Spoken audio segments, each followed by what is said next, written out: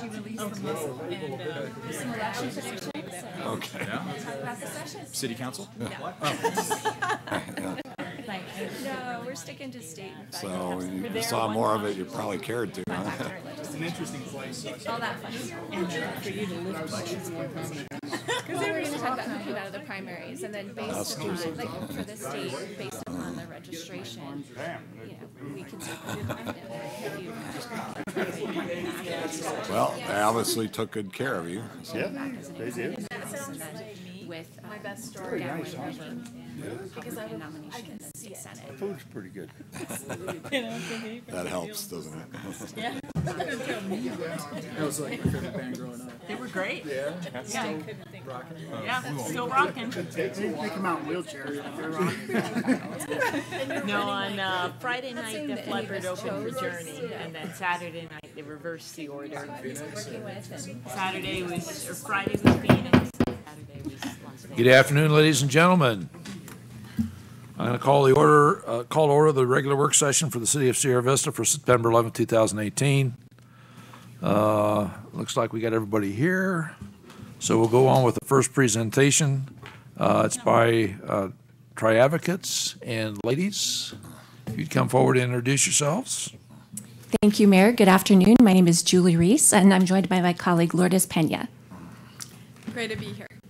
Yes, on behalf of the Tri-Advocates team, thank you so much for having us here today.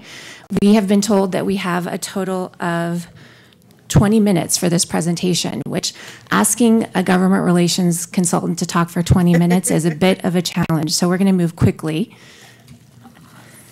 So in terms of looking at the slides, this is just an overview of our team. You see a lot of Lourdes and myself. You also interact with our colleagues Mike Gardner and John Kelly, but there are a total of 8 consultants at Tri-Advocates that represent you before excuse me, the legislative and executive branches. We're here today to talk about the 2018 legislative wrap-up, as well as talk about the budget, the primary elections, and the look ahead for 2019. As it relates to the numbers, this past session was not significantly different than what we've seen in the past. The session lasted 116 days. That's pretty normal, especially in an election cycle. The total bills I've introduced were roughly 1,200. Usually a fourth of that passes and get signed into a law. That's the same thing that we saw this year. The one thing that was a little different this year was the number of vetoes from the governor's office. There was a total of 23, which was the highest in his 4 years of governor. However, 10 of those were revived. 10 of those were caught in the budget negotiations, which we'll talk more about later. But those bills were vetoed as a statement piece telling the legislature, I'm ready for a state budget. Come back with I won't sign any bills into law until you send me a state budget. So although you see 23 bills that were vetoed, in reality, 10 of those revived, and there was only 13 actual veto bills. There was a couple historic moments at the state legislature. It started with the opioid epidemic special session. The reason why that was pretty historic was because it was a bipartisan effort with unanimous vote for the first bill of session coming out with a reform for the opioid epidemic addiction that the state was facing. This was done within the regular session, which is not common in the recent years at the state legislature. Typically, you adjourn your legislative session before you come back into a special session. But this was unanimously bipartisan support, went through the process pretty rapidly. The other part was the Red for Ed movement. In the middle of March 26th, there was a state walkout from the teachers, and we had over 50,000 teachers, parents, students at the state capitol. It made things, despite whether you were on this issue, it made things very interesting to witness because there's hundreds and thousands of people at the state capitol. The lines at the bathroom were a little longer than the usual. The Wi-Fi went down, but it's something that it has continued, and we'll continue to talk about the possible impact in the election. As far as bills that impact the local government. Again, we saw over 1,200 bills introduced, roughly 350 of those passed, and we had an ongoing tracking list of bills that we worked and looked very closely for the Sierra Vista interest, and roughly that was 150 bills that we were tracking on the regular basis to see how they move forward. Some of the things that went through the process were HERF funding that went through the process in the budget bills, but this year we saw an increase in HERF funding. We saw $84 million freed up from the sweeps in the past, with $42 million being dedicated for local government. Another bill that went through the process was the video service licensure, 1140. That bill resulted in negotiations between local governments and the legislature, which provided a uniform video service license. Now, that has a delayed effective date, which gives local governments time to identify any possible cleanups that may be needed in the policy that passed. It won't be effective until 2020. On the tax policy side of things, there was a construction TPT simplification bill. For a couple of years now, the construction industry has tried to come back and done some simplification. In past years, it was a little challenging, some of the proposals that were introduced, because it would impact the revenue for local governments. The legislation that passed this year was revenue neutral. It was a very small simplification to the maintenance, repair, replacement, alteration model, but significant enough for the industry to feel that there was a relief on their side. So we don't anticipate a lot of changes coming back there. Another tax change or fee change, let me correct myself here, was the creation of a highway safety fee. The highway safety fee is expected to generate roughly $91 million in the next fiscal year, so that's a new source of revenue that was passed. And the last one that I would like to point out, we have an education sales tax continuation. So we have a 6/10 of a sales tax that's dedicated for education, was set to expire in 2021. There was a bipartisan movement to expand and continue the tax, and that will be continued until 2041. The highway safety fee is going to primarily go to pay for the state patrol, and that money is going to replace the money that the cities have been giving up on their highway user revenue fund. Correct, Mayor. Yes. And along with that, who's actually paying that fee? Anyone who's getting a new, it's a new fee that's implemented, so it's any new user, correct? For vehicle For vehicle licensing. Vehicle, okay. New vehicle Pay licensing. more money. Just to Yes. clarify, thank you. Yes. Now, what didn't happen? There's a lot of things that didn't happen this year. At the beginning of session, there was a lot of talk about water policy changes. The governor's office had a proposal to do some significant changes. It turned out into nothing significant, and it turned into the legislature taking a listening tour throughout the state with some key stakeholders as well as key legislators to get feedback from different stakeholders. That's expected to come back next year. And the other issue that did not happen, digital goods tax reform. There was a lot of talk during session on a new digital goods tax reform that defined goods and services in a challenging way for the local governments. That would have, the estimate was that it would have resulted in about 50 million revenue reduction for local governments and roughly 121 million revenue reduction for the state government. So that bill did not move forward, and there's some talks about this coming back. It's expected for more talks next session. I just want, just for the council, for the water supply revenue thing, we did have a Nature Conservancy was sponsoring a group to come down. Unfortunately, it was the same week that Senator McCain passed, so that didn't go off, and they hope to reschedule that. And would you move back again to the slide? There's one other thing. That was the county water digital goods. The League of Cities played a big role in helping to kill the tax on digital goods because there was the initial bill had no cost associated with it.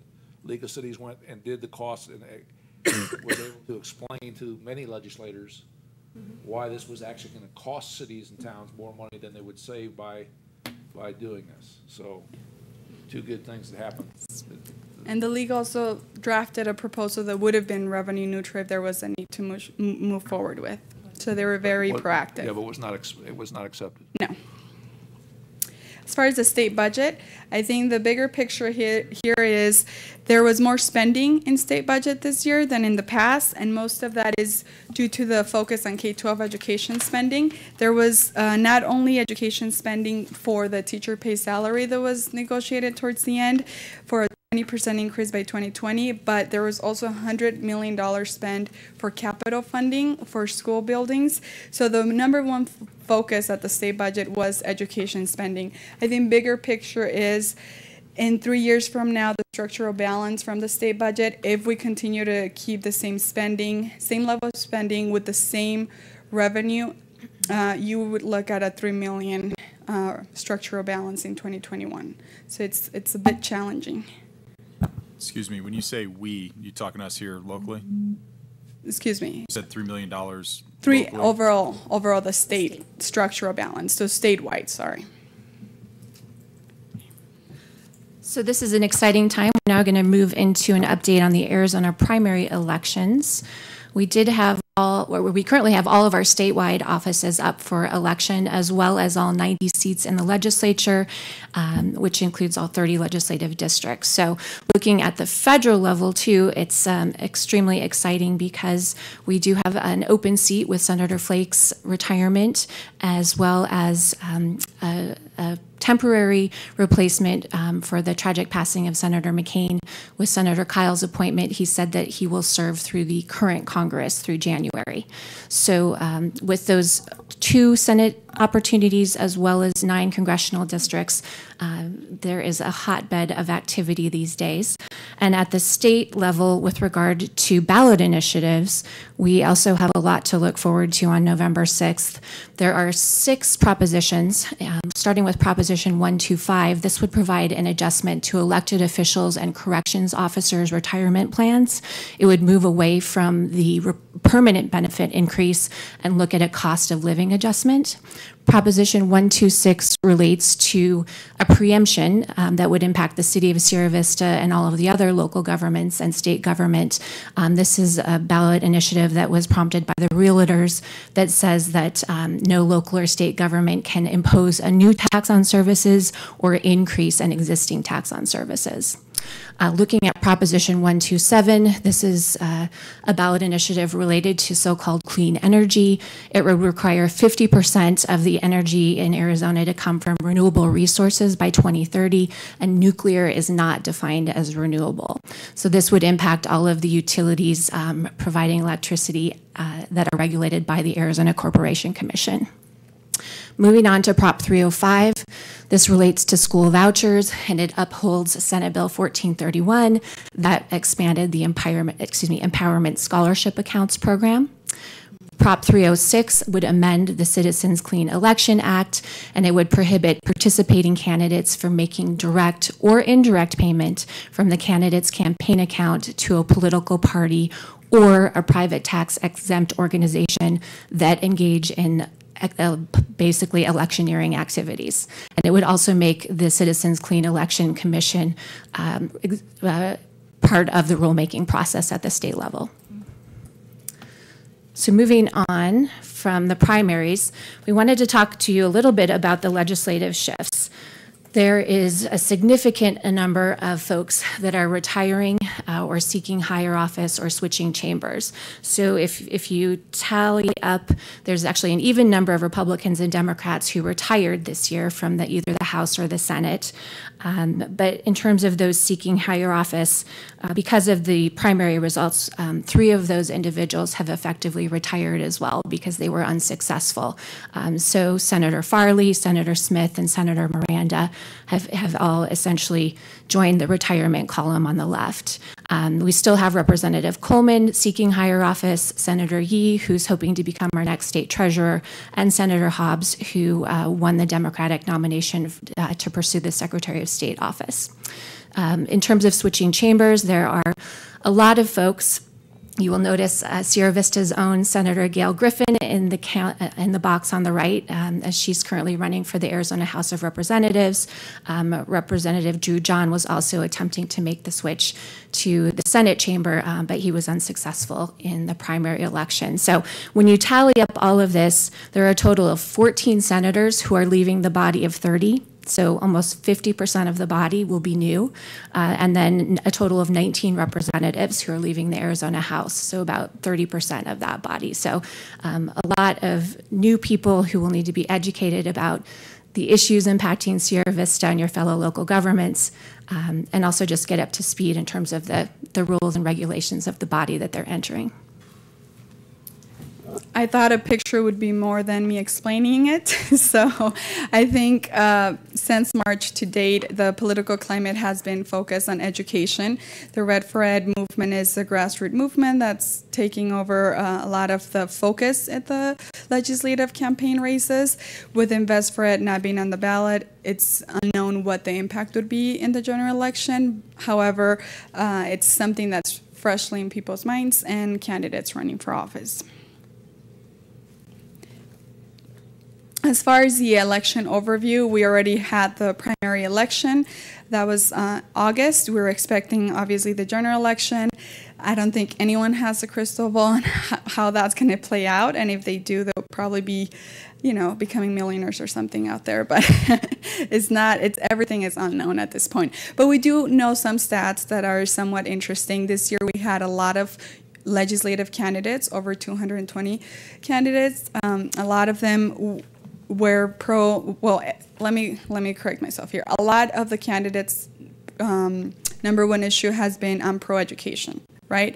There's a lot of legislative seats open, 12 uncontested seats, and something new in this election cycle is a couple of independents challenging incumbents in Republican and Democrat districts as well. So some of the trends that we have seen is crowded primaries with a lot of folks running for office, a high number of incumbents facing challenges, a lot of Democratic challengers in traditional Republican safe districts. So it seems to be a lot of energized new faces coming.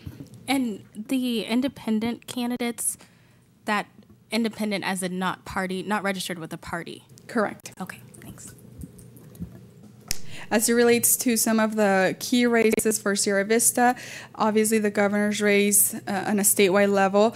Here you can see the highlighted names are the folks that made it out of the primary or didn't have a primary but are now moving to the general. So for the governor race, we'll have the incumbent Governor Ducey facing the Democratic candidate David Garcia. This was the first year in 16 years that the Democratic side had a primary, so that was somewhat of an interesting thing, but they'll now both move to the general election. For the Legislative District 14, again, we'll have former Speaker David Gowan facing Jaime Alvarez in the general.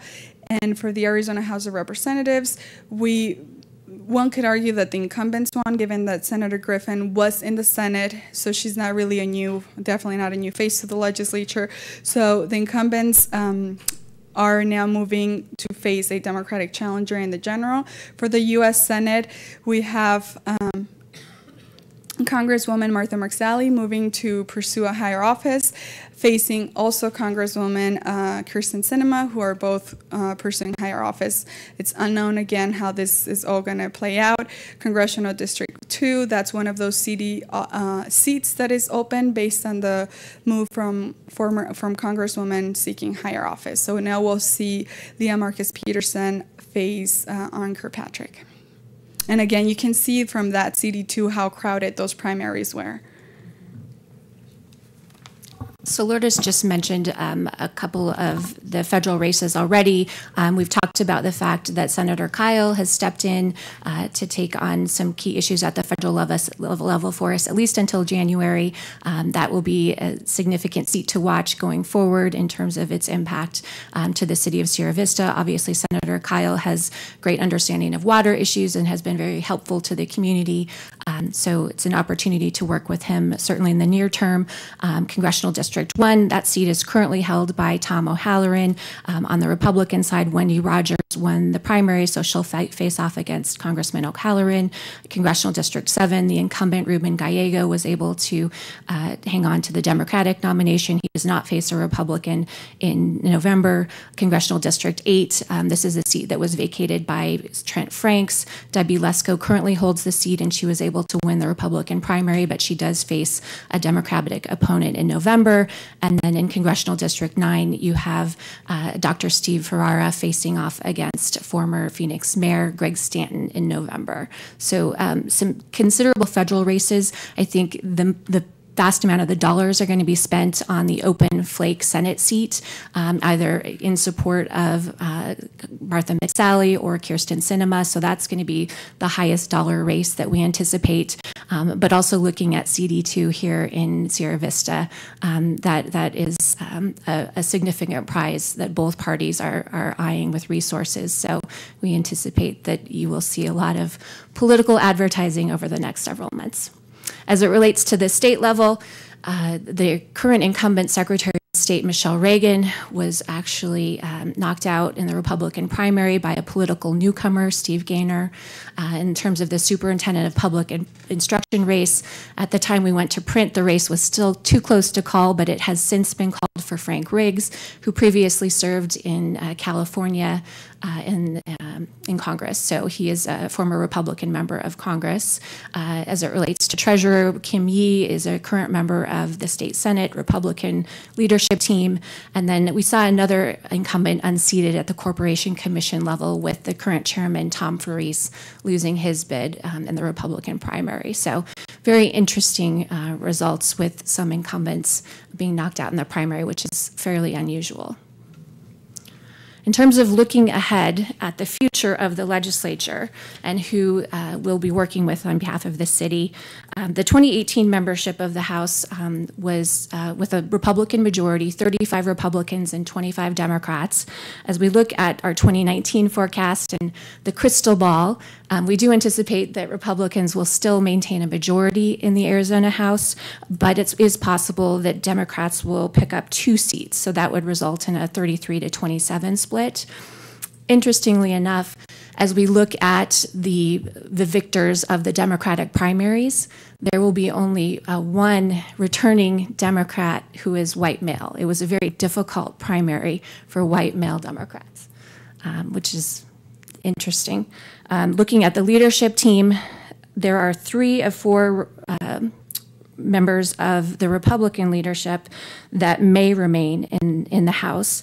And it's going to be a 4-way speaker race. So Rusty Bowers, who along with Sierra Vista's Gail Griffin has been really working on water issues across the state, is a contender for House Speaker, along with Noel Campbell from the Prescott region.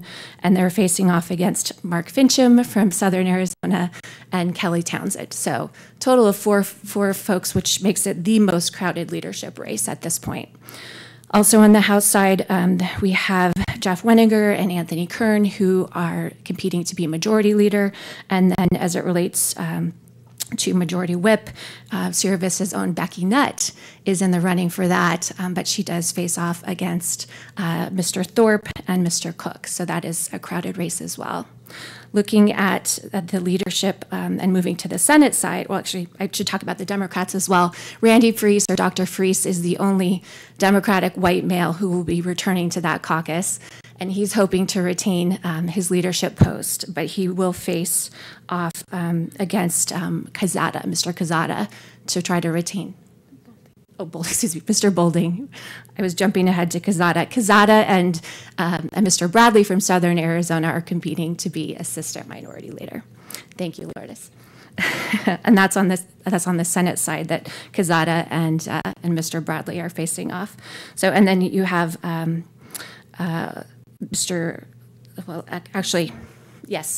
moving over to the state Senate, currently Republicans enjoy a 17-13 majority.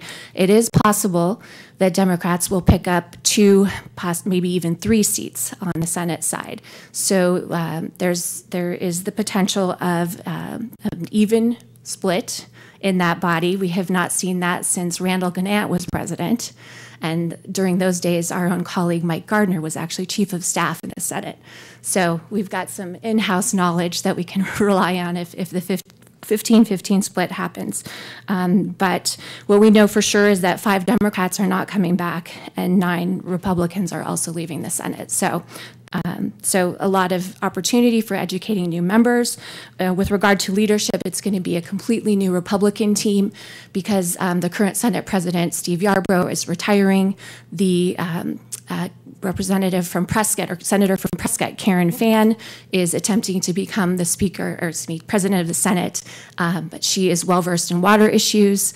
She's certainly served in the Senate for many years and has a great background, but she does face opposition for that Senate presidency from J.D. Mesnard, the current Speaker of the House, who is coming over to the Senate if he's elected in November.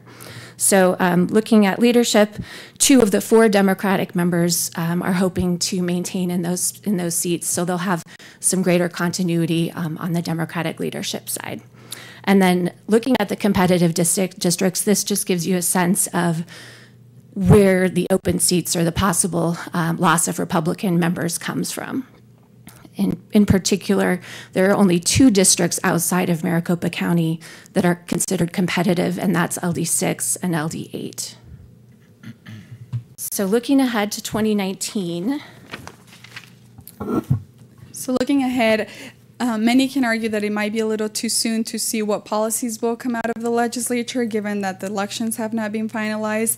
But we expect to see some definitely new revenue, given the spending commitment that has been committed in the past year. I think everyone is considering finding a new source of revenue, finding a dedicated source of revenue, possibly for education, transportation, other needs that the state will face. So revenue is top of mind for most folks. Transportation funding, again, we saw an increase in HERF funding this year, but it's something that it's, again, top of mind for local governments.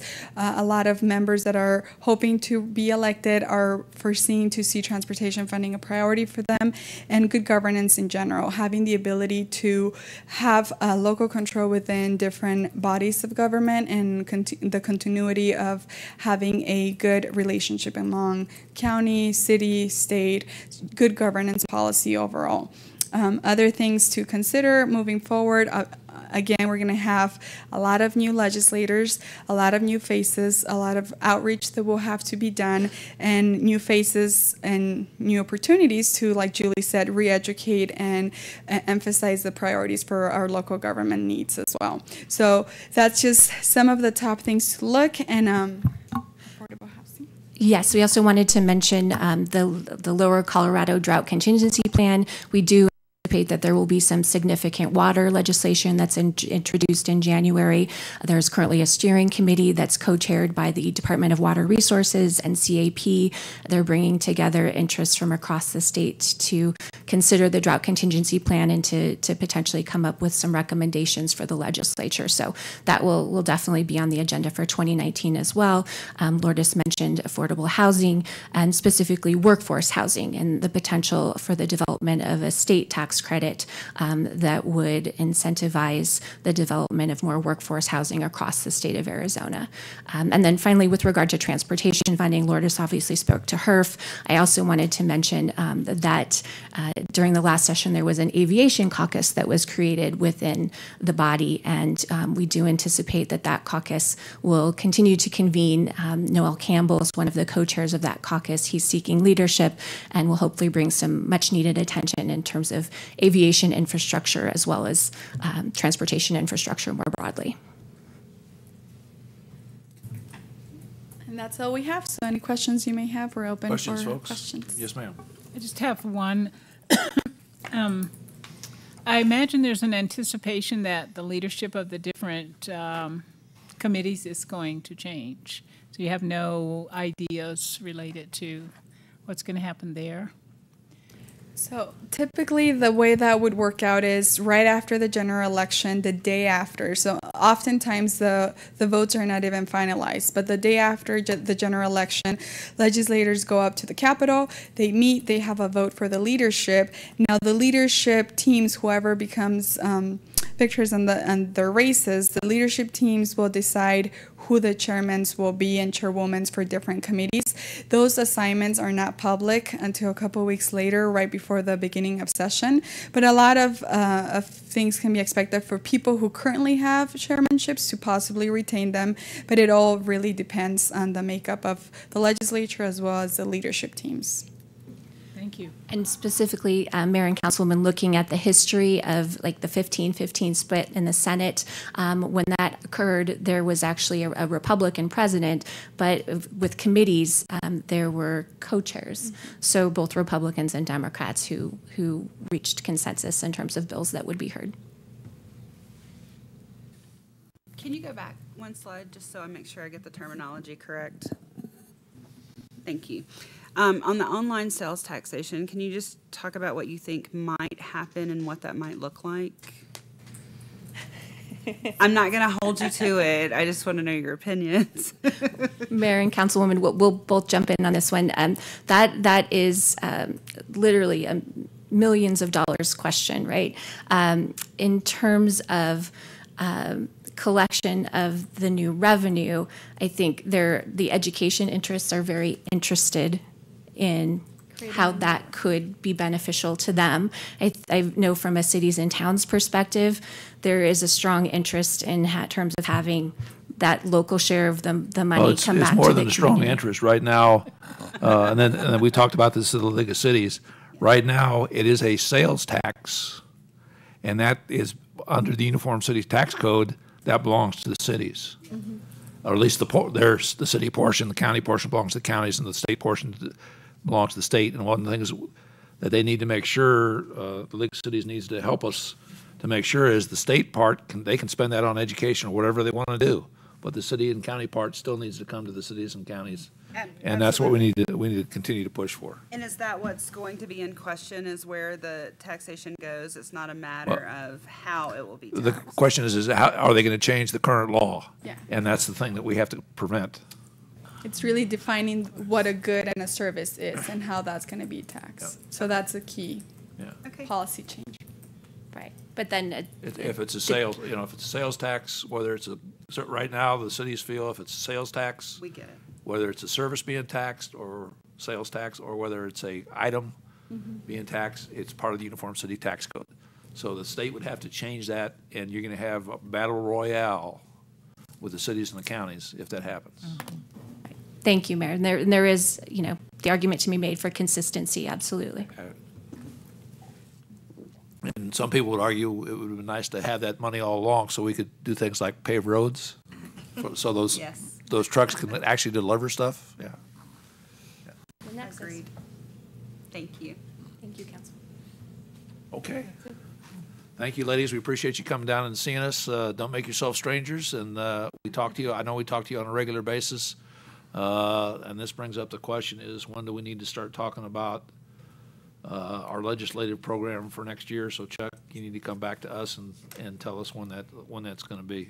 Well, obviously, Mr. Mayor, after the general, it's a pretty good time to try to reach out to the new representatives and try to make contact and at least, try to give them an overview of what some of our issues are going in. Obviously, when they get in January, then things become very busy and it's more difficult to do that. But hopefully we can try to arrange something in between the general and the end of the year with their help, of course. Okay. Anybody else? Thank you, ladies. We really appreciate it. Thank you, Mayor, members of the council. We appreciate the opportunity to be here. Okay, we'll go to the next item is the items for the council meeting on September 13th. As I go down the list here, we got the invocation prayer.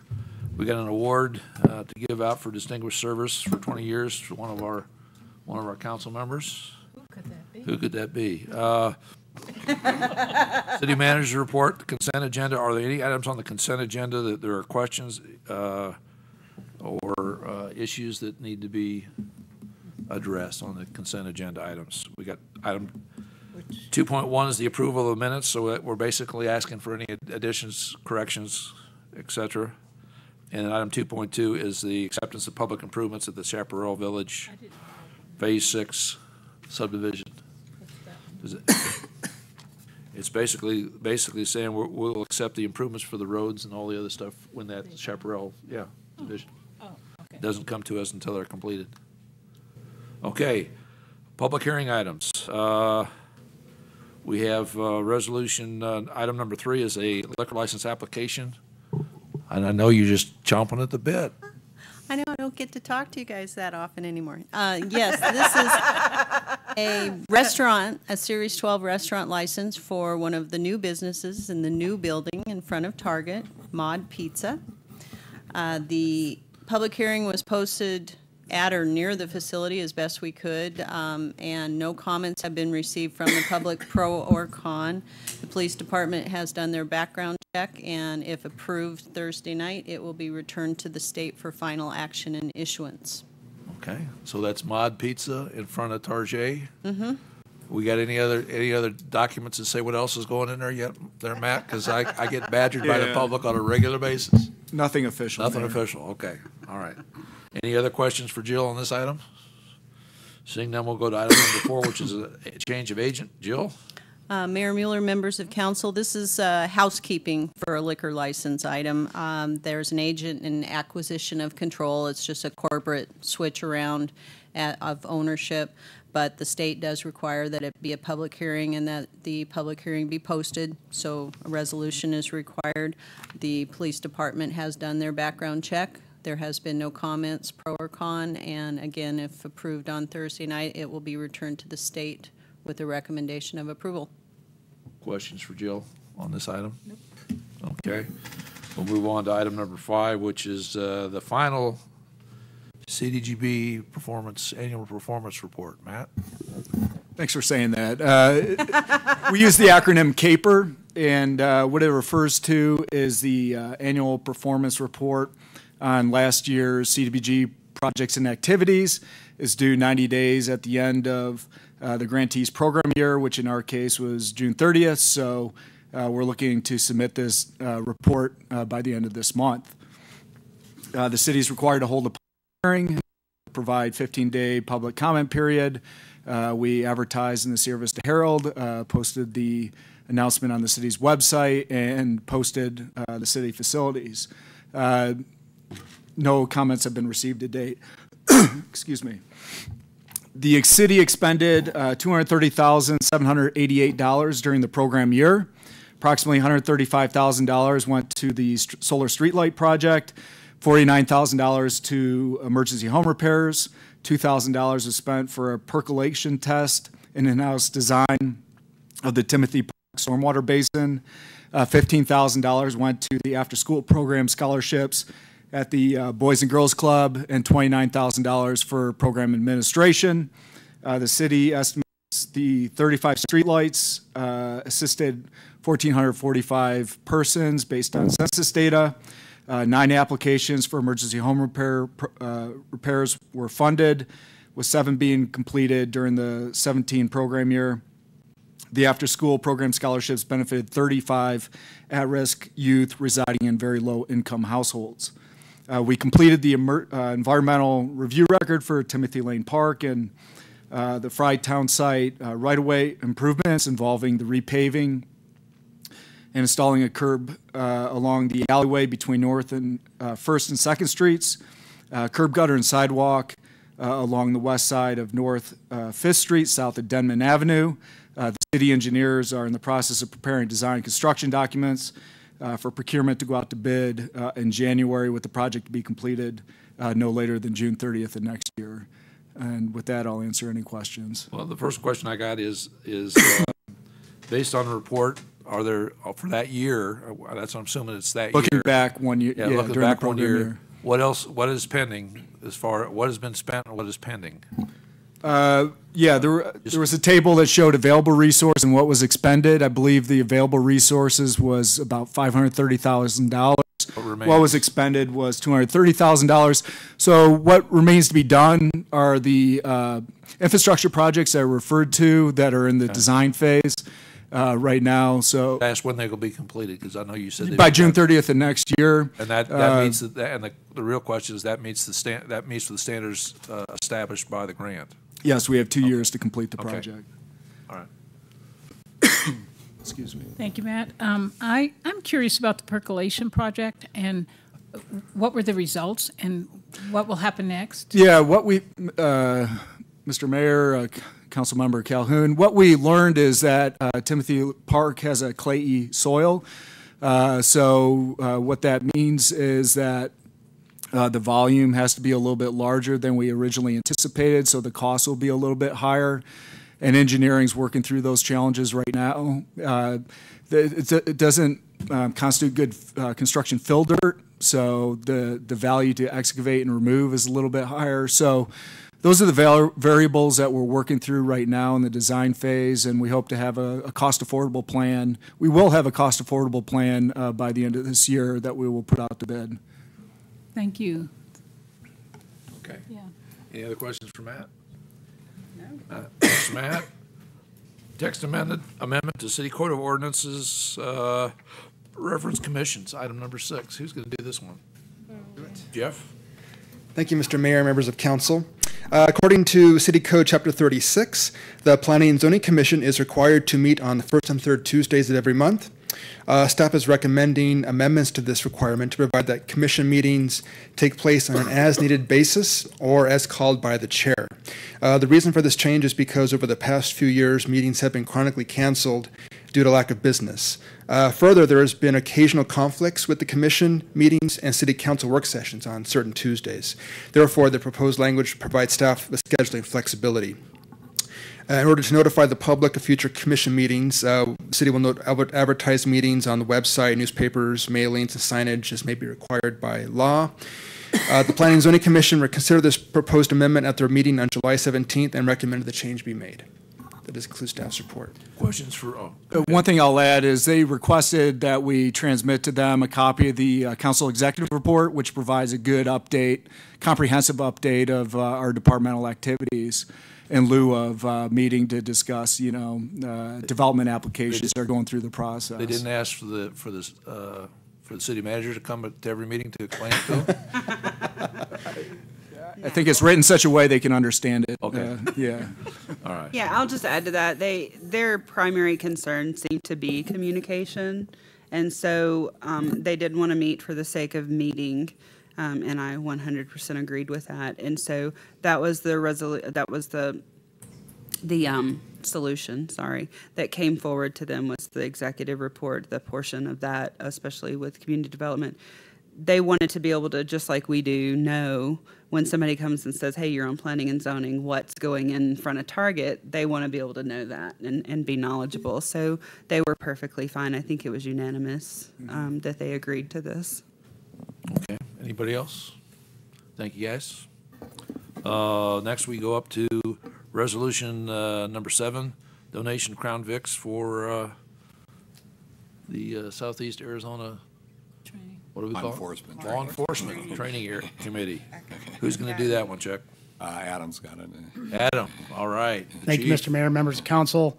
Recently, Cochise College got approval from Arizona Post to run a law enforcement training academy down at the Douglas campus. We have been working with Cochise College and the Cochise County Sheriff's Office in partnership to get this academy up and running. The college has asked for donations of surplus equipment from law enforcement due to the startup costs of training these recruits. So this would be one surplus 2006 Crown Victoria with lights and controlling module, plus 8 surplus portable radios would be donated to Cochise College to be used both for emergency driving, high-risk stops, traffic stops, and field problems. Value of the Crown Vic with the controlling the lights and controller, about $2,500, and the value of the radios, which are absolutely obsolete at the moment for our purposes, is about $340. Be happy to answer any questions. Thank you, Chief. Questions for the Chief? Why Douglas? Because they have the dorms, so to house the recruits. That's where they have the space then? Yep. Okay.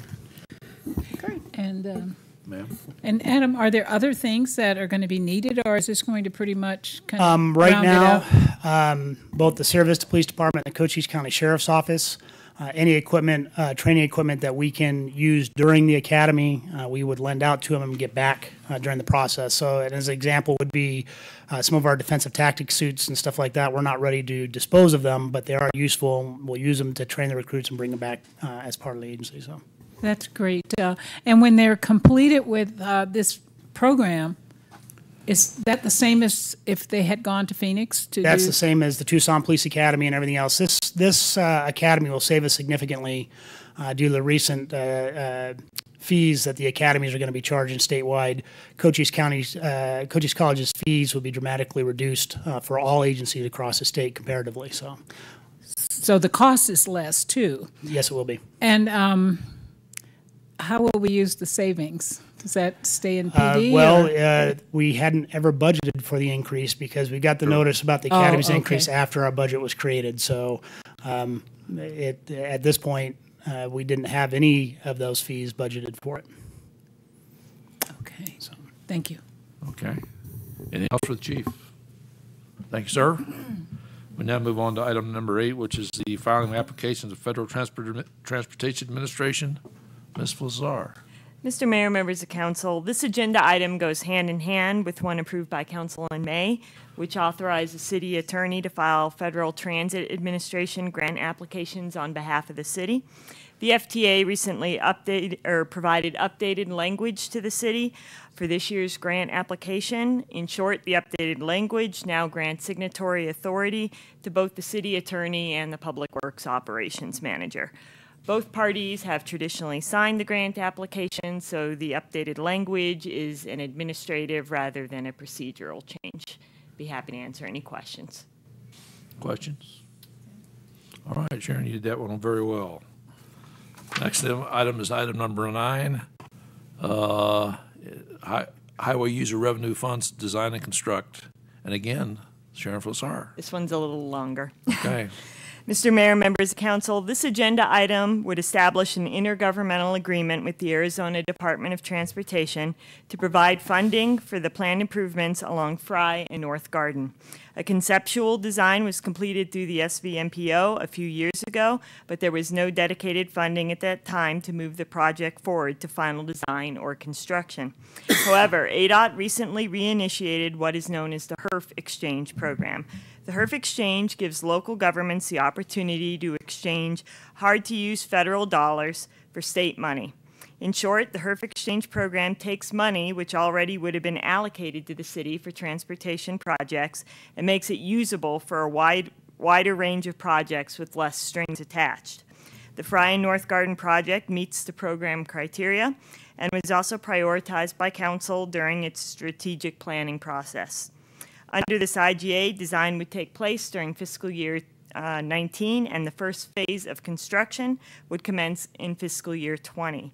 Although the initial IGA had construction listed in fiscal year 21, an updated version was sent out today and shows the correct date of 2020.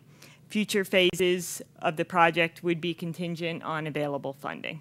Be happy to answer any questions. I'm glad you got that updated because that was a question that I'd had when I saw that.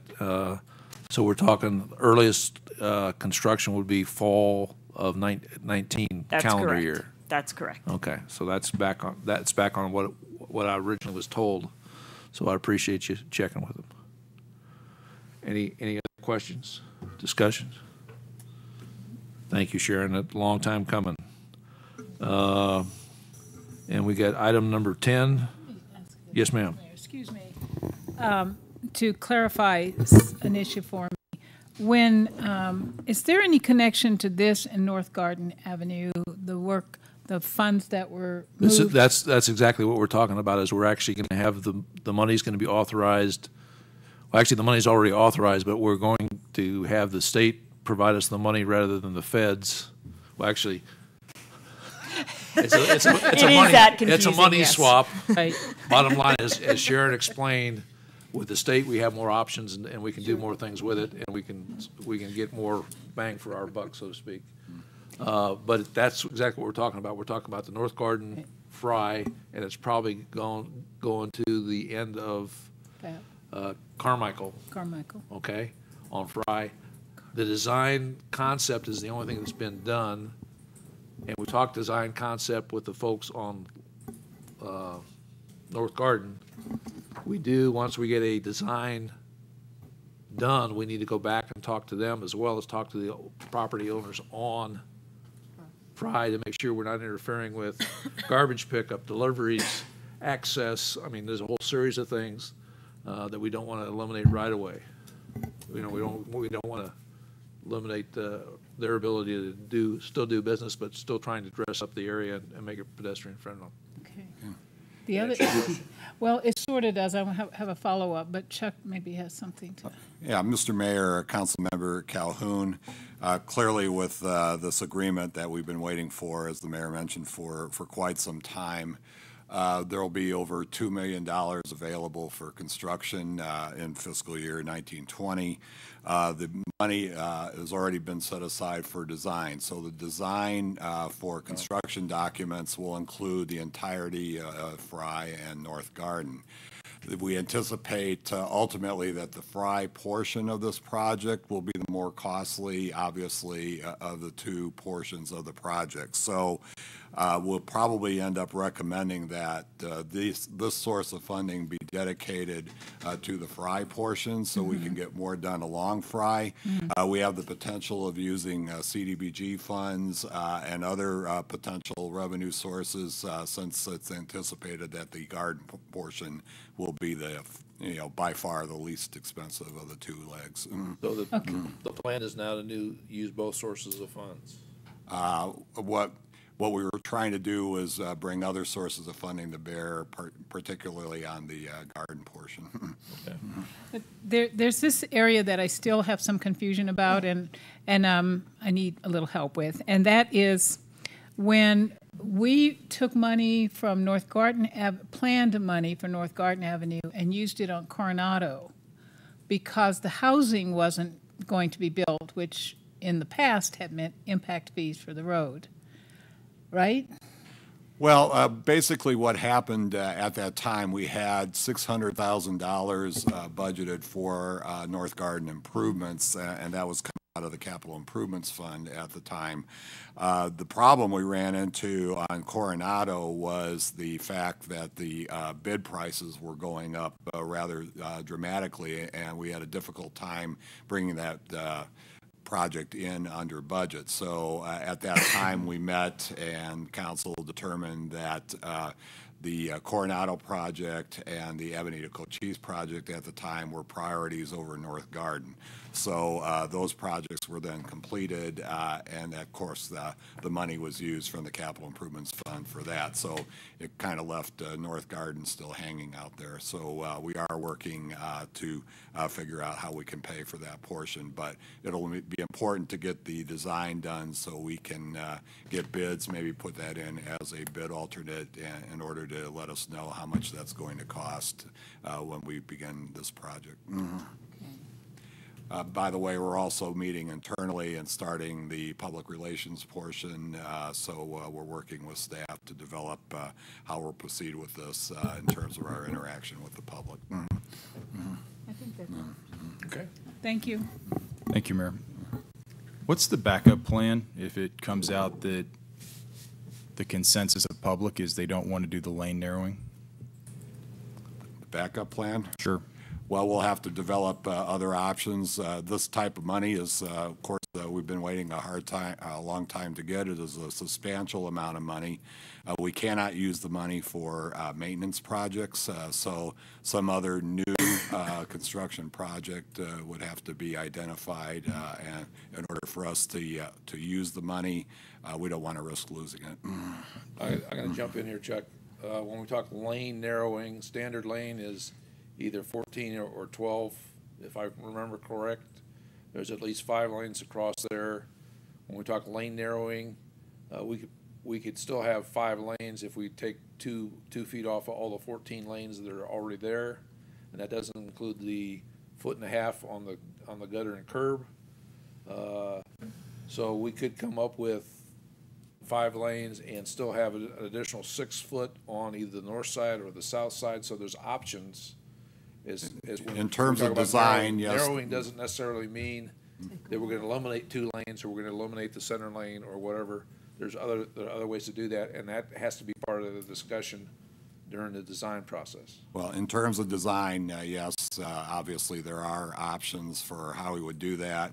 Of course, one of the purposes of doing it was walkability of the area, which 5 lanes doesn't lend itself quite as well to, but certainly we can look at that as an option in the event that, going down to, say, 3 lanes or something like that wouldn't be palatable to the council at that time. As far as the outreach goes,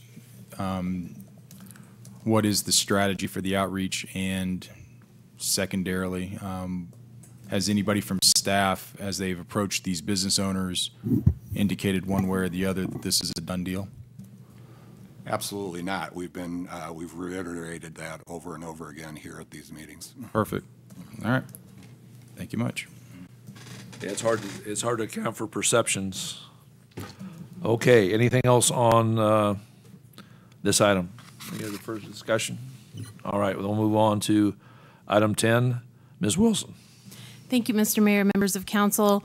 Last month, I presented a resolution to the mayor and council requesting consideration for some revised language to the city code in order to allow surface-only metal detecting in city parks. The resolution was passed, and that action allowed the revised language to be open for public review and comment for a period of 30 days. The review period has concluded, and the city has received 6 comments, which are available for you to review in your packets. The breakdown of the comments include 3 in support of the ordinance changes as proposed, 1 in support of the revision but supports digging, 1 supported the ordinance but requested a permit process to be included in that, and 1 comment not in favor of the ordinance revision due to the potential sprinkler head damage that could occur. The ordinance before you for your consideration would change the current city code to allow for surface-only detecting in our public parks if passed, and I would be happy to answer any questions. Questions? Seeing none, thank you very much. Anything else for the council meeting? Okay. Then we'll go on to the presentation on the transit study. And I guess we're going to start out with Richard.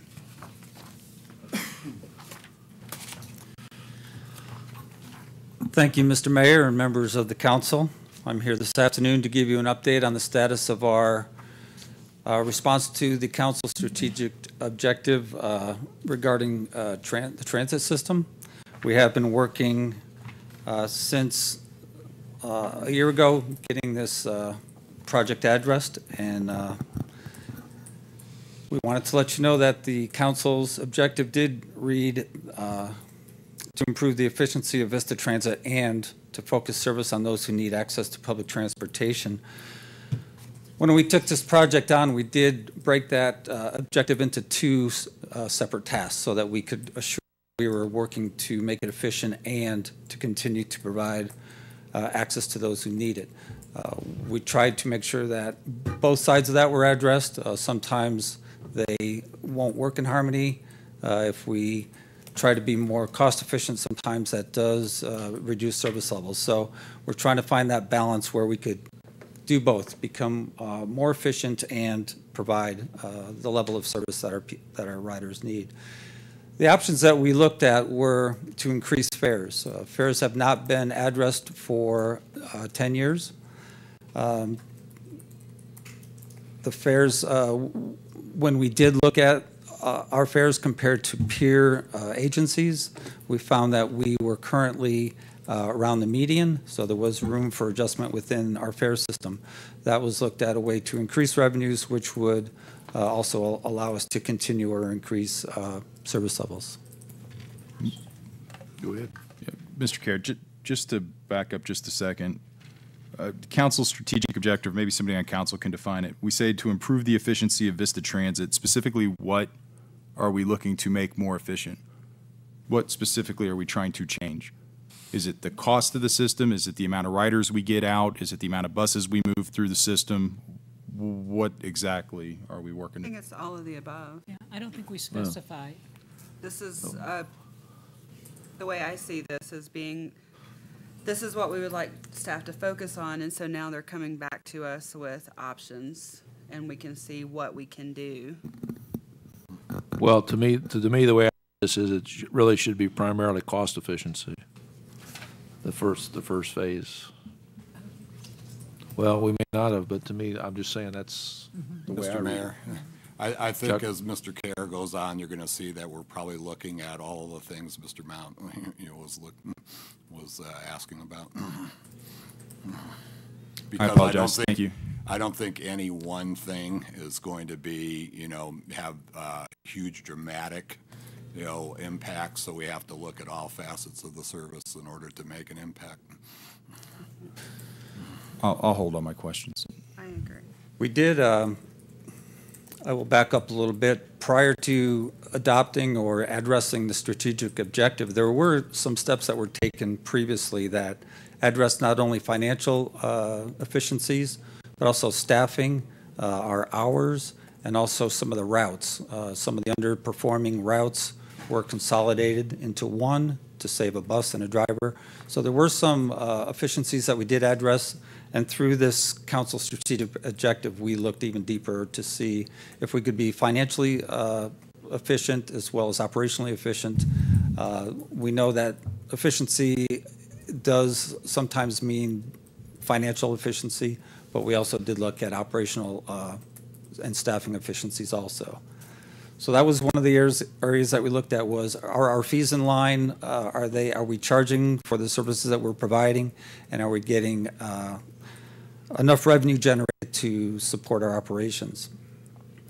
The other was our paratransit service. The ADA requires that we provide paratransit service, which is handicap service to any passengers within 3/4 miles of our fixed route.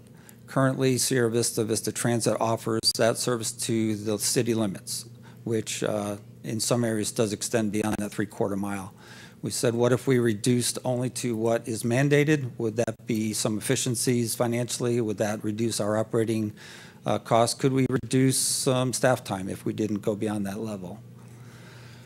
Also, our fixed routes. Are our fixed routes operating efficiently? Are we hitting the areas where our demand lies to address the second half of the council strategic objective? Are we serving those people that require and depend on our services? And the other was to see if there's other service providers out there. Are there private transportation services? Is there Lyft and Uber and those types of organizations and companies that can accompany us, that can support us, that can work together to provide some of the services perhaps at a reduced cost and possibly even more efficiently than we can? So those are the 4 bullets that we focused on. We did engage the services of a transportation consulting firm by the name of AECOM. They did come in and do a lot of the data collection, a lot of the legwork for us, provided us with a lot of information that we used to come up with some proposals. Now, in addition to what we yes. Specifically, what kind of data did they provide you? They did ridership data as far as the riders per stop to see if the stops were located in areas of high enough density that we were serving the right areas. They looked at our fares to see how we compared to peer agencies. They actually had 25 other agencies nationwide, as well as agencies within Arizona that were similar in size and population area served, to see are we staffed, is our staffing, is our the number of buses, those types of things, as well as our fares, are they in line with those peer organizations?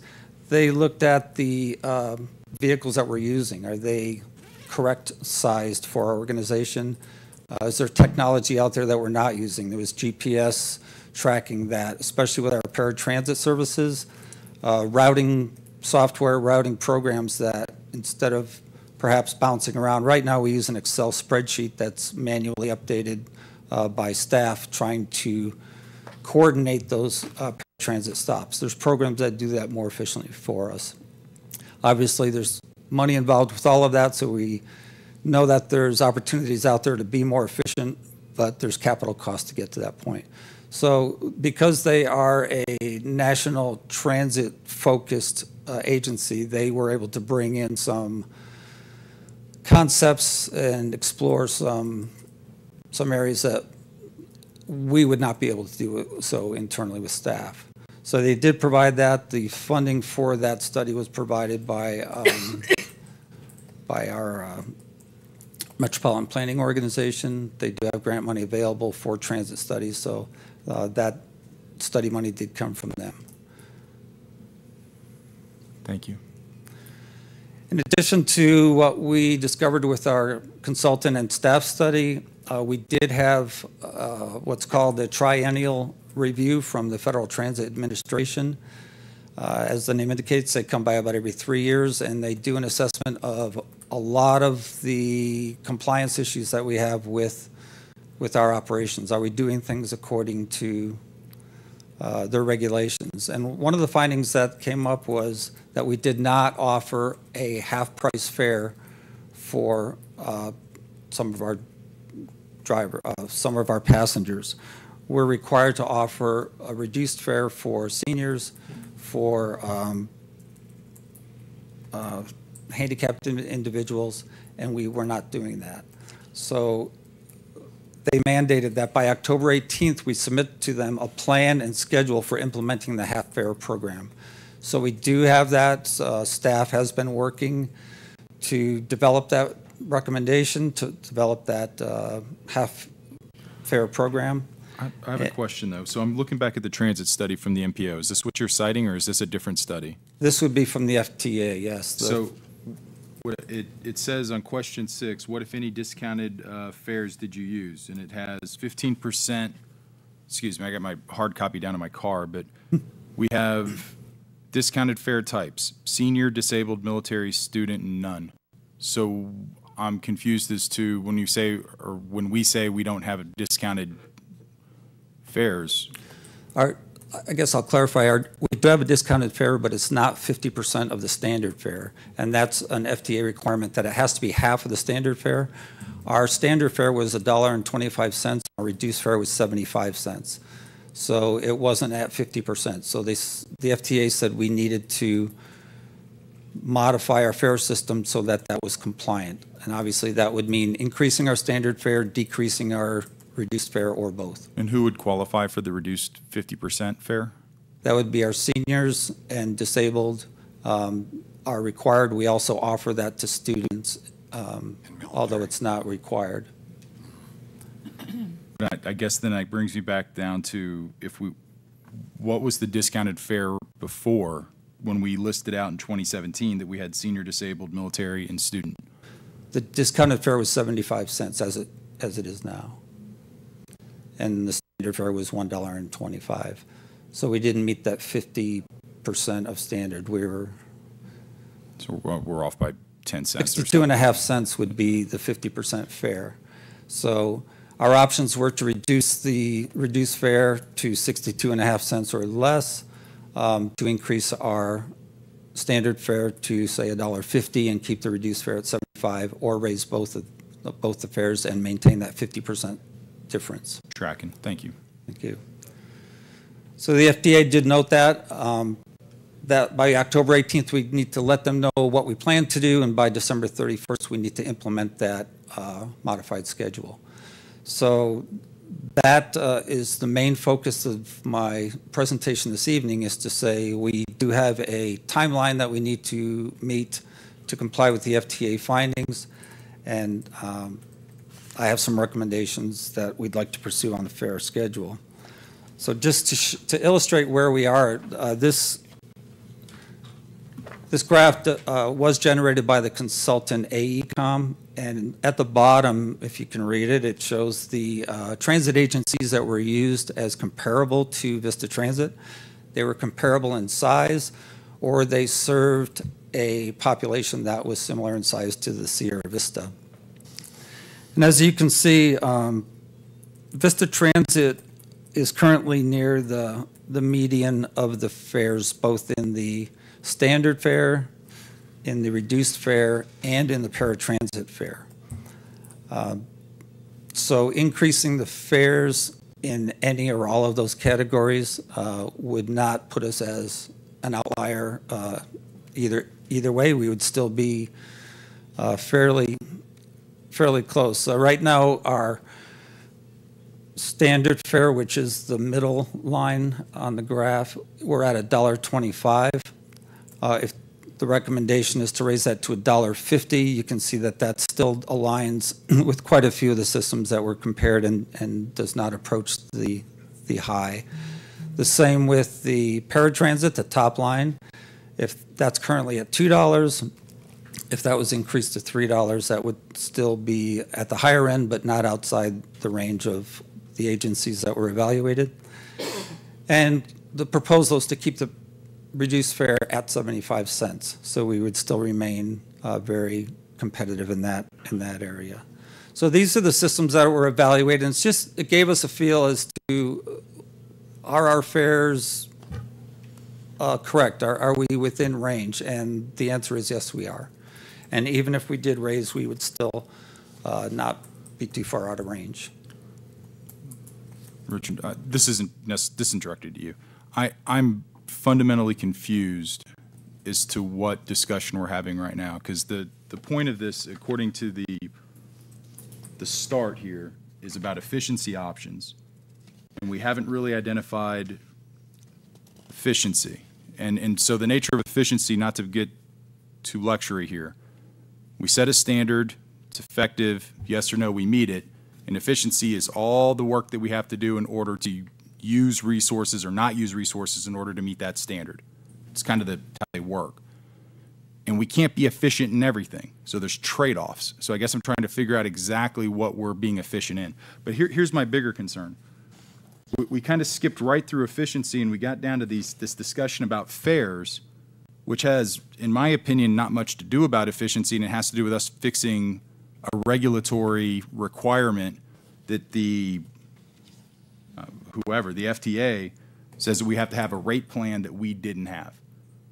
So I guess my question, because I'll reiterate, I didn't vote for the strategic plan because of things like this that were really kind of vague.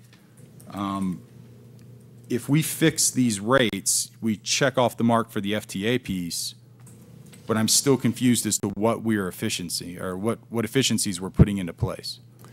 Well, the approach that we took in addressing this strategic objective was part of the efficiency was having funds available, resources available to operate the system. If we weren't charging a fare that generated revenue, we wouldn't be able to provide buses, we wouldn't be able to provide bus shelters, those types of things, which are all part of operating the system. So looking at fares was part of the plan and, in our opinion, was part of the efficiency process, saying, are we efficient in the fares that we charge? Are we generating revenues that can provide us with the assets that we need to provide the service? The fact that the FTA happened to come in right during the middle of our study and identify that your fare structure is not in line with our regulations just kind of supplemented what we had already looked at, that perhaps we do need to address the fares. Now, if the FTA did not come through this year, the odds are good that we would still be coming forward with a proposal to raise fares as part of our overall operational plan. So I understand that we have the $400,000 subsidy there, and we talked about that earlier today, Mayor, but the question I have is, so the goal then is to have extra revenue coming in on the people that are currently using the bus to help cut down on the subsidy? Is that what we're doing? That's or is it that's only a portion of what we're here to talk about today. Yeah, and it should be clear to everybody that on the next chart, the $7,000 that's going to engender doesn't solve the overall issue. So obviously we have to do other things than adjust fares if we want to find some efficiencies. I think that's what your point, Greg, is. Well, we need to be more efficient, and we can't just look at one area. No, I'm just confused with the whole thing, because in the last in the last executive report, the data that was given to council was that ridership numbers are up, and it listed off a bunch of reasons. So if ridership numbers are up, and even if costs are relatively the same because we haven't made any changes, then we would see an increase in revenue. And so are we now simply changing things to, I understand if we're changing it to meet the FTA requirement, but that's all new to council, and that wasn't a consideration when we were doing our strategic planning. And so I still come back down to is what's the goal of the what metric are we changing for efficiency? More riders, less costs, more buses in service, less routes. Just to me, maybe my spider sense is tickling a little bit. I feel like we're using the council's strategic objective to yea, verily, an FTA regulation that we missed. And I'm down with that if that's what we got to do to make it better. I just want to make sure I know exactly what we're doing. Well, Mr. Mayor, Councilmember Mount, the purpose of having this portion here in this work session is the fact that we do have a timeline. The council was not aware of this requirement that's being laid on us by FTA. Changing fares can be a controversial thing in the community, so we wanted to get the word out that that was a potential for us. And also the elasticity of fares. You'll see that even changing the fares is not going to generate a lot of revenue. Is it worth it for us to do that? Or if we change the fares too much, will it decrease ridership? So those are the types of things that come into a fare discussion because we haven't had that in 10 years. We will then proceed to looking at routes, route efficiency, where are the riders coming from and where are they going? How are we going to change the system to address the ridership as well as the capital requirements on buses? That's all part of this presentation as well. Yes, Chuck. Mayor, here's my recommendation. I think there's two discussions here that get commingled and it's going to be confusing to the public. I think the first thing to do is address the FTA issue as a separate issue, which is somewhere down the line, our responsibility, we didn't have it right, let's get it fixed, and it's going to require a rate adjustment that we have to go back and explain to the public of why we're doing a rate adjustment. It's a FTA guidelines requirement. We have to figure that part out. Break. Then the next thing is I would like council to define what they want for efficiencies, because that can mean anything. And then they can come back and maybe let us know, does that mean less cost, more routes, more ridership throughput? Because efficiency is all over the place, it means everything. Okay, but I don't have a problem with doing the FTA separately and the price rate. The concern I have on raising the price just to meet the ADA requirement, or the, FTA requirement. The concern I have doing that separately is if we look at what it really costs us, is there's going to be another indicator down the road that says we should have gone higher. I don't know. And the other question I have is the $3 may be more than some people can tolerate, or the $1.50 may be more than some people can tolerate, even though we haven't changed it in 10 years. But I don't have a problem addressing this separately. I think it's probably a good idea so people understand that. But the fare rate increase initially is going to be to meet the standard. The reason we're doing it is to meet the standard of the FTA. Are we saying that I'm sorry, I ran out to the restroom, but are we saying that that's the recommendation, to increase the fares in order to meet the 50% for the other ones at 75 cents? That's a recommendation. May I make a suggestion here too, that we finish hearing the report? Well, and that was what I was going to say, is we need to hear the rest of the report and then look at it in total. Having looked at this and having already asked questions to staff, I think Mr. Mount makes a valid point that we're actually doing two things here. They're related because of the connection with the potential increase in fares. But if we can go ahead and proceed and get the rest of the briefing, then I think we can come back to this discussion. Okay, thank you. As I did say, the FTA did come in the middle of our transit study and reinforced the concern or the fact that fares needed to be looked at. The consultant said that's separate from the FTA. The FTA said the fares your reduced fare needs to be 50% of your standard fare. We could have a $1 fare and a 50-cent fare if we wanted to. It just needs to be 50% of the standard fare. So that you're telling me the adjusted fares are based on the consultant? Yes, the consultant came in and also suggested or recommended that the fares be increased. They said that we have been operating at the fares. With a study of our peers, there's room within that to increase fares slightly to help supplement some of our costs. We get very little of our operating costs from the fare box. That the contribution from the users of the system there is room for increase there. And the reason that, I'm sorry. I'm sorry, I was just going to ask, what percentage of people already riding actually would already qualify for reduced fare? So if we did increase it, it would still be about the same that they're paying now with the 50% rate? 60%, according to our So I'm not sure if transit we're not. study. 60% of the riders? Yeah, it's 40% are under the normal fare, and then the other ones are distributed across the special fares from military, student, disabled, and elderly are all making up a blend of that other 60%.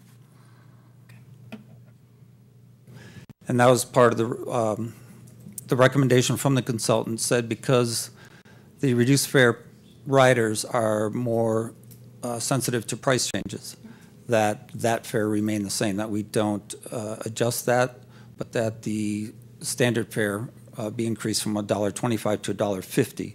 Now that, again, was a recommendation separate from the FTA. The FTA came in and said you need to have that 50% separation.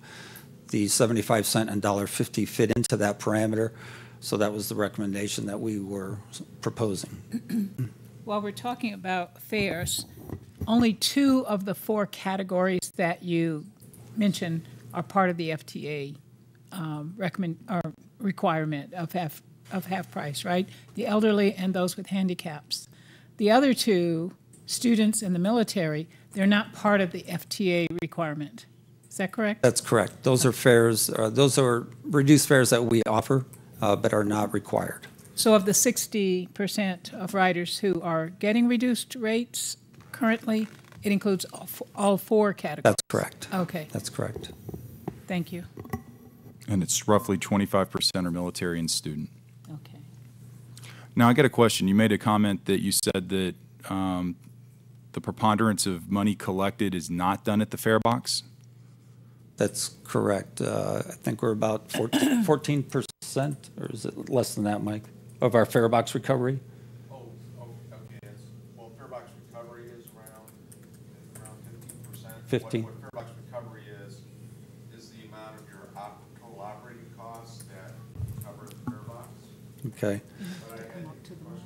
Yeah, you need to come up to the mic so we Yeah. can all hear you. Let's just And he confirming, needs to that's be- okay. We'll just go with about 15% of our fare, total fare comes from the fare box. The majority of our revenues for operations comes from the Federal Transit Administration. On capital costs, they provide approximately 80% of those costs, and operations about 50%. So a reduction in our costs, a reduction in, say we spent less money on a bus, the general fund would save about 20 cents on every dollar that we reduce it. The rest of that money would be in less federal funds that we collect. One of the things I think that would be helpful that's not in the presentation is exactly what you're saying. We need to understand the revenue that's coming in. If it's 50% fare box, whatever percent from the federal government, and what the subsidy is specifically from the city. We need a pie chart that tells us what that is. Mm-hmm. Okay. Certainly, we could do that. Because we're not getting all the information we need to discuss things here, I think. Okay. Well, and Mr. Mayor, too, we can certainly provide that information. I think regardless of what we do on fares, you're not going to change that percentage and move that needle very much. It's going to be 15 or so percent. There used to be a federal target that you had to try to meet like 17%. So, I mean, the federal government recognizes, the costs and the inability of pretty much all transit systems to recover cost of operation through the fare box. So, we're not going to change, It's not a big, I understand, but we need to understand the entire vista, Chuck. Yeah. Well, right now in this report, we're getting what the fare box is. We're hearing that, would you say 80% is federal? For capital costs. For capital costs, but there's more than just capital costs. Operations. There's operating costs. We need to have it all broken down so we understand the operation, and I don't think the council's at that point yet. Okay. Well, looking at at changing from our current fare to the adjusted fare, the highlighted columns there show our standard fare is currently at $1.25, and our reduced fare, as I mentioned, is at 75%. During the study, the consultant identified that as being on the low end of what it could be or what it should be, especially compared to the other cities that were studied. We were actually at the median, but there was some room for increase there. So increasing the fare, the standard fare to $1.50, keeping the reduced fare at 75 cents would increase some fare box revenues, and it would also place us in compliance with the FTA. If you look at the proposed fares, the four in the fare category there, the paratransit operations, which has our most expensive cost per operational mile, can be increased from $2 to $3, and that was, again, a recommendation of the consultant after studying the cost of operations. Standard fare increasing to $1.50 from $1.25, reduced fare remaining the same, as well as our military fare remaining the same. Making those changes could have a net impact of $7,000 increased revenue from the fare box. Now, if you look at the three options, and again, these were developed by the transit consultant, the level of elasticity is how much the passengers will respond positively or negatively to an increase in fares. So I used the mid elasticity, even though the consultant felt that in Sierra Vista, the riders would respond more on the low elasticity side because there was a high level of transit-dependent riders. But even sticking with the mid elasticity, it's about $7,000 of increased fare box revenue, which again could offset some of the general fund, or it could be used to fund other efficiencies within the transit system. Now, the second bullet that I had mentioned was looking at our 3/4 mile service area. Are we spending funds? Are we spending operational staff time servicing a lot of customers that we're not required to serve? The area within the dashed line represents those parts of Sierra Vista that fall within a 3/4 mile zone of our fixed routes. So as illustrated, the majority of Sierra Vista falls within the 3/4 mile zone. There's a small area south of Sierra Vista that falls outside the 3/4 mile service area and is currently being served actively for some of our paratransit riders. During the study, the consultant did go through all of our paratransit rides to see the origin destinations, and found that about 6% of our paratransit riders had their trip origination outside the 3/4 mile limit. Because only 6% of our paratransit riders originate outside the 3/4, we didn't feel that was significant enough to eliminate that from our service area or to charge a tiered fee or a premium fee for that area. Are those folks in that red area down at the bottom? That's correct. That's the area that we do have paratransit riders currently that live outside of the 3/4 mile zone. That's 6%. Yes, ma'am. Okay, thank you. And just looking at the option of what does that mean to revenues? Currently, the transit fare is at $2. If we increase that to $3, for those people that live outside the 3/4 mile service area, it would generate an additional $433 annually. So for each dollar increase, it's $433. Even if we raised it to a premium fare of $4, it's still $866. So the cost and the political ramifications of either eliminating those people from the service area or charging a higher fee does not seem like a good idea at this time. But we did address that because that was one of the issues that was identified. Now, there's other opportunities. First one is modifying our fixed routes. There's some efficiencies that could be gained from modifying our routes, and I do want to let you know that that is an area that's being studied at this point. It has been since the study started. I didn't want to put this on a slide because it wouldn't show very well, but we are going through and physically looking at different options, going out and driving them. There's times here as to where we stopped at each point. Currently, because as the city grows, it's growing out, and our transit system has always operated on 30-minute loops, that the buses go out and they're back at the transit center every 30 minutes. As the city grew, and the best example at this point is the Canyon Vista Medical Center, we cannot reach out there and back within 30 minutes and still serve the other stops along the way. So what we are looking at is expanding to areas that are currently not served, such as Canyon Vista Medical Center, Buena High School, U of A South, the industrial park area that has the teleconferencing center that has a lot of employees that have requested transit services. We can expand out to those areas and add more service to the west end, hit more areas out there if we expanded to 1-hour loops.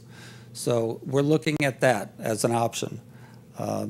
That could mean consolidating our routes from, we've already consolidated from 5 routes down to 4 as an efficiency measure to save money and be more efficient with our staffing.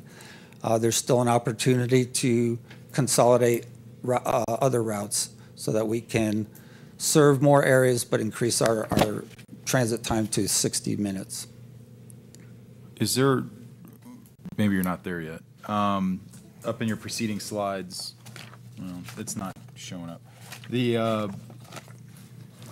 transit center somehow working with or modifying or adapting to turn it into like a Lyft or an Uber hub, where essentially we have a lot of Lyft and Uber drivers that it's kind of like being at an airport. Some other towns do it, where they just kind of congregate there. They might be able to work out with the company, get a reduced rate if you're leaving from that area. Mm-hmm. I'm just throwing out ballpark ideas, considering what you have on here. Like I don't see anybody getting on a Greyhound bus in Sierra Vista, to be honest with you. Well, we do. I do address the Uber issue here in just a bit, and that is a area that's quickly growing with transit agencies as far as supplementing the services that the transit agency provides with the first and last mile transit services. It's a lot of work to coordinate them with the transit because the transit companies, the transit agencies usually supplement the initial cost of that Uber ride. But that is being successfully implemented in several cities, and we did at least look at that issue here. Well, let me bounce through these. Modifying our fixed routes is the biggest area that we can serve more people and reduce our costs. Councilman Calhoun? I'm really sorry to interrupt you again, Richard, but I need to clarify on the Lyft Uber issue. Mm-hmm. I'm curious, I don't know about costs for that kind of a service, but we have a lot of for lack of a better term, taxi and shuttle services within the community. And I wonder, do they fit into that Lyft Uber conversation, or are we strictly speaking about Lyft and Uber? We were looking at Lyft and Uber because they're more easily incorporated into the transit system.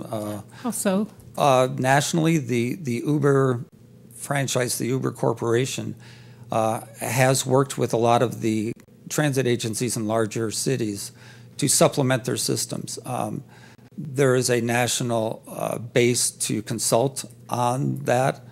There's companies that will come out and represent Uber and Lyft and work with our transit agencies to make that coordination.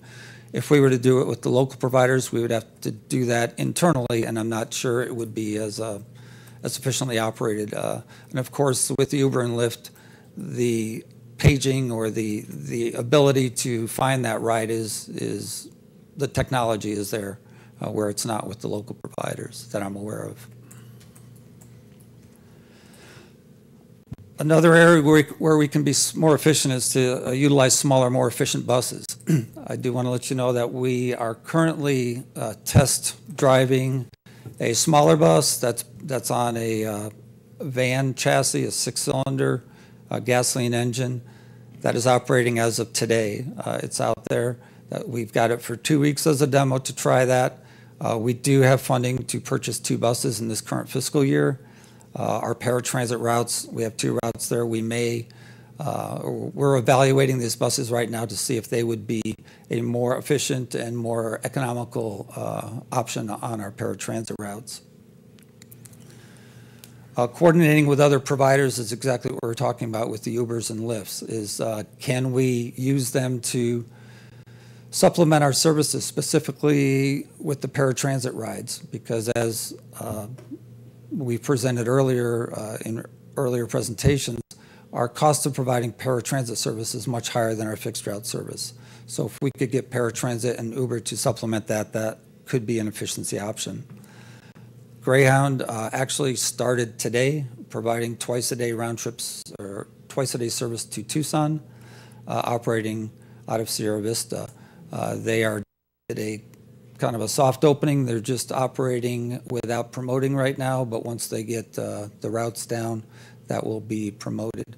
So that is an opportunity that has been requested for quite some time, is to get service to Tucson. Right now, Sierra Vista operates locally. Greyhound is offering that service that actually originates in Nogales, comes through Sierra Vista to Benson and on to Tucson. So that will be an opportunity for us to get passengers to Tucson, and actually it's going to work the other way around too, that passengers will be able to come from Nogales to Sierra Vista and hopefully use our transit system. We are working with Huachuca City right now. They currently operate a shuttle that comes into Sierra Vista and goes to various points in Sierra Vista. Many of those points are the same stops that we operate. So there's been some communication for their transit service to come to our transit center and drop customers off there, and then they can use our system from that point. The final one is the Cochise Connection that's been operating for over a year now. They do provide service from Douglas to Bisbee to Sierra Vista. We have seen some growth in the Douglas to Bisbee to Sierra Vista portion of that. There was an attempt to run it up to Benson. That was unsuccessful, so that portion has been dropped. But those are all opportunities, and as City Manager Chuck said earlier, there's not that one issue that we can do to either take away the general fund component of Vista Transit or to make it so that it's operating more economically or more efficiently. But by taking a lot of little things and putting them together, we can keep our system in town economical. I just want to show an illustration of our current route map. We do operate 5 routes. Currently, 2 of those routes have been consolidated into operating in an hour sequence. We can gain some efficiencies by doing that with 2 more of our routes. And as I mentioned, I've got a worksheet here that we've been going off of, going around and timing to see if we can hit all these points and stay within a 60-minute loop. Because it's in this worksheet mode right now. We did just put together a very cryptic-looking map of some of the options that could be out there. And I know this doesn't tell you a whole lot, but if I could have a moment to explain, the green line represents what is currently our routes 2 and 3. They operate on 30-minute loops, but they don't quite get out to some of the more east and west, mostly parts of town. By consolidating them, we can reach areas like the hospital, like the college, and like the industrial park, where there's ridership potential out there. We could get more riders to points that they need to be to. The red line is our Route 4 and 5. We can expand that service, even though it's currently on a 1-hour loop. There's some areas that were identified as being non-productive deadhead miles. We can reconfigure the routes to hit higher population areas and service more people. The blue line is our west end. That's our highest ridership route right now. And by moving that to a 60-minute loop, we can hit more areas. We can expand service on the west end also. And again, the idea is to serve more people and to offer transit services to those who need it. So we can reduce our cost of operation. We can serve more people by looking at this alternative route. It's very much in the preliminary stages. Although we have been working on it for some time, there's still quite a bit of tweaking to do to get the timing down, to make sure that we have bus stops in the appropriate locations, and to assure that it's going to be an improvement to our current system. This is an illustration of the... I have a question. Yes. The statement of the west end route, the blue route being the one that was used the most, why? What's the causality of that? According to the consultant who did assign the ridership densities to our economic profile, that there was a higher demand for transit services in the west side of the town. A higher demand for pickup. Correct. Right. A lot of those people were transferring to the shopper routes. Right. Okay. All right. I'm just trying to correlate the... Mr. Mount, you're asking a good question that we need to get to. There's a slide that's in a different part of this. Sorry, racehorse in a chute, Chuck. Yeah, I'll be quiet. Yeah, we need to show that because I think it'll explain a lot more. Can we get to the heat map? Would you bring up the GIS map? Yeah, we don't have the heat map in our books. Yeah, I do have it here. Okay, oops, it's going to reload it. So this is the map that shows the ridership at each stop. The larger the circle, and I believe, okay, that shows the routes. The size of the circle will illustrate the number of riders per month. And I can pull up on individual stops to look at them. Richard, let me take it here real quick. Certainly. These were the numbers that form the crux of what we're trying to do with modifying and improving efficiency on the routes that the consultant was able to generate for us. And clearly, what the circles, the larger circles being the ridership show, is where are the riders coming from and where are they going. And it also shows, who these riders are.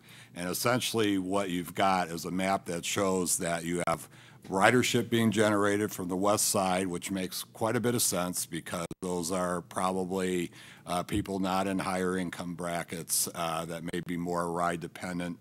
They're heading to the transit center, the big red dot, and then heading off primarily to Walmart and the shopping centers on the east side of town.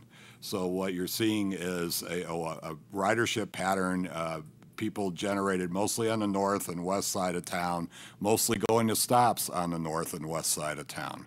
So that showed me that we have opportunities to improve the efficiency of our routes by focusing our assets on those that are using the system and primarily focusing those assets on the north side of the community from east to west. If you look to the south, you'll see a lot of small dots. And even at the mall, I was surprised when I saw this data that there wasn't a lot of ridership actually going to the mall, and the ones that are, are probably soldiers, using the bus, the weekend, going to the transit center, running down, and that kind of thing. So what I asked staff to do is take a look at this, and we gamed out a few scenarios in terms of, do we really need those southern routes? Or if we are, maybe it should be an express to the mall. And maybe by cutting those out, we can drop a route, maybe drop a bus, and, fewer employees, obviously, to go along with that. So, but the map clearly shows, where the riders are going and who, who actually needs the service and where they're going to. So, that's what we're looking at in terms of improving our route efficiencies, and that's what staff is trying to do right now, is develop routes that address this issue here, because we do have routes, going to places that we're really not picking up a lot of people, and we're not dropping off a lot of people, and that seems pretty darn inefficient to me. So, we need to focus on who is riding it. We know who's riding it. We know that, there are elderly people, low-income people, people with disabilities, maybe students, people needing to go to work at some of these retail centers. And that's, what our system should be designed to do, is help those people that really do need the rides and need the assistance, and focus on those people. Obviously, in other parts of the community, we're not seeing the ridership there to really justify running out. And that's where I see opportunities for other providers. Uber and Lyft obviously come to mind, but certainly maybe there's others that can be involved where we can subsidize, fares for other providers to use paratransit and to use some of these or to go to some of these other places where our routes wouldn't necessarily be going to. So, that's my goal, is to give you routing changes that focus on who's riding it and where they're going, instead of going to areas of the town where they're not, frankly, not using the bus. And that's where we're at right now. So we're not quite finished with that, but once we have those routes established, they drive them and time them, we should be able to present you what I think will be a far more efficient routing pattern than what we have right now. Mr. Cook, can you zoom this out all the way so we can just get a better view of the holistic picture? Mr. Mayor? Yes. If I may, real quick. One of the things that I wanted to be sure was clear to council. On this map here, you see 5 routes. The route structure we are currently working on has only 3. We would therefore be dropping 2 routes, which is where the efficiency is gained. In that is we're going from 5 buses down to 3, running the fixed route system. Some of the things that surprised us about this when we started looking at it, the mall is pretty much the southern point, but the mall actually had higher ridership than the library. That shocked me. I really would have thought that the library would have been higher than what it was. But what that told us, and it wasn't just the mall, it was the stop on the other side of 92 near PepTech that was also fairly high. But what it told us is that people may be using these points as jumping off points to get further south. They may be walking to these locations, they may be getting a ride to this location and entering the system at this location. But Chuck is absolutely correct. When you look at route, I believe it's Route 4 coming down Coronado, there's just a lot of dead space in there where we pick up a few passengers a month to get to the big point at the mall. So looking at the new routing, it's how do we still get to the mall? How do we serve the need there, but eliminate some of that dead space? And then by eliminating that dead space, where can we get to instead? One of the big areas not served currently is the hospital. The closest we get is on Colonia de Salud, between the hospital and the juvenile detention center. We cannot make it all the way to the hospital within our 30-minute loop. So by going up to our loops, we can now get all the way to the hospital. We can get up to Buena High School. Can't get there currently. So that's where we are able to not only pick up riders, but we're able to drop back the number of buses. Will we lose some people going from 30 minutes to an hour? Possibly. But overall, we feel like this is a gain for the system.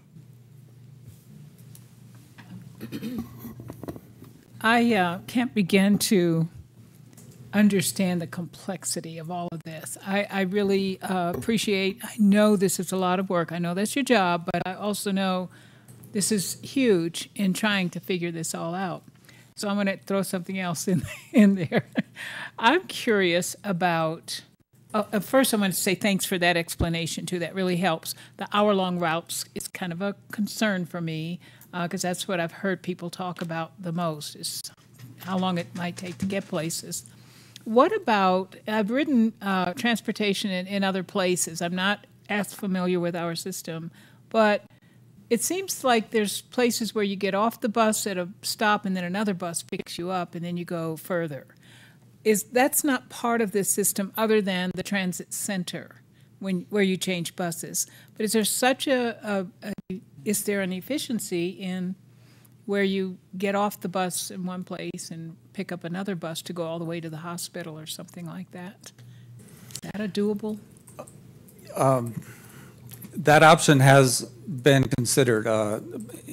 Several years ago, we did look at that with bidirectional buses, where we were actually running multiple directions. So you could, instead of, say you were at Walmart and you wanted to get to the hospital, well, right now you have to come back to the transit center exchange and take another bus out. The bidirectional, it would be going two directions, so you could actually get on a bus that's going east instead of one that's going west. Again, the challenge is the capital cost. You have twice as many buses. You have twice as many stops because you have to have a bus on each side of the street or a stop on each side of the street now to pick up passengers because they're running different directions. So is it feasible? Probably not, and based only on the cost. It could certainly be done. A lot of cities do that, as you just mentioned, where, yeah, you get off one bus and then you get on a bus that's headed a different direction, the direction you want to go. We're not there. Sierra Vista is just a small system. We provide transit services for primarily transit-dependent people that they need this system, and it's not as convenient. When you go to Phoenix and jump on the light rail to take in a ball game or whatever, that's pretty slick. But our system is much smaller and much more transit dependent. But also, Councilmember Calhoun, looking at this map, because you raise a good point, more express type service, and you can see, by looking at this particular map and what Richard and staff and Mike are trying to do here, we do need more direct service to the commercial areas around Walmart and the Target area, that kind of thing. We're looking for a way to do more direct routing to the mall as opposed to taking all those smaller stops along the way. We're looking at how we can integrate the fort, particularly on the weekend, because that was a concern, for the fort in terms of getting people in and into those areas.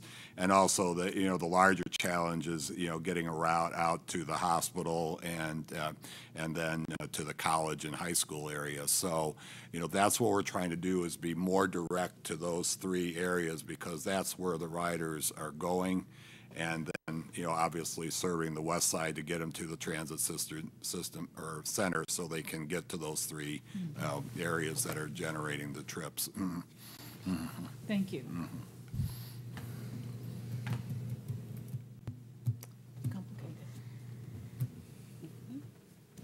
So to kind of wrap up, again, this is the bus that we're looking at for paratransit. It's less cost than the buses that we're using on the capital side and obviously on the maintenance side, the operations side.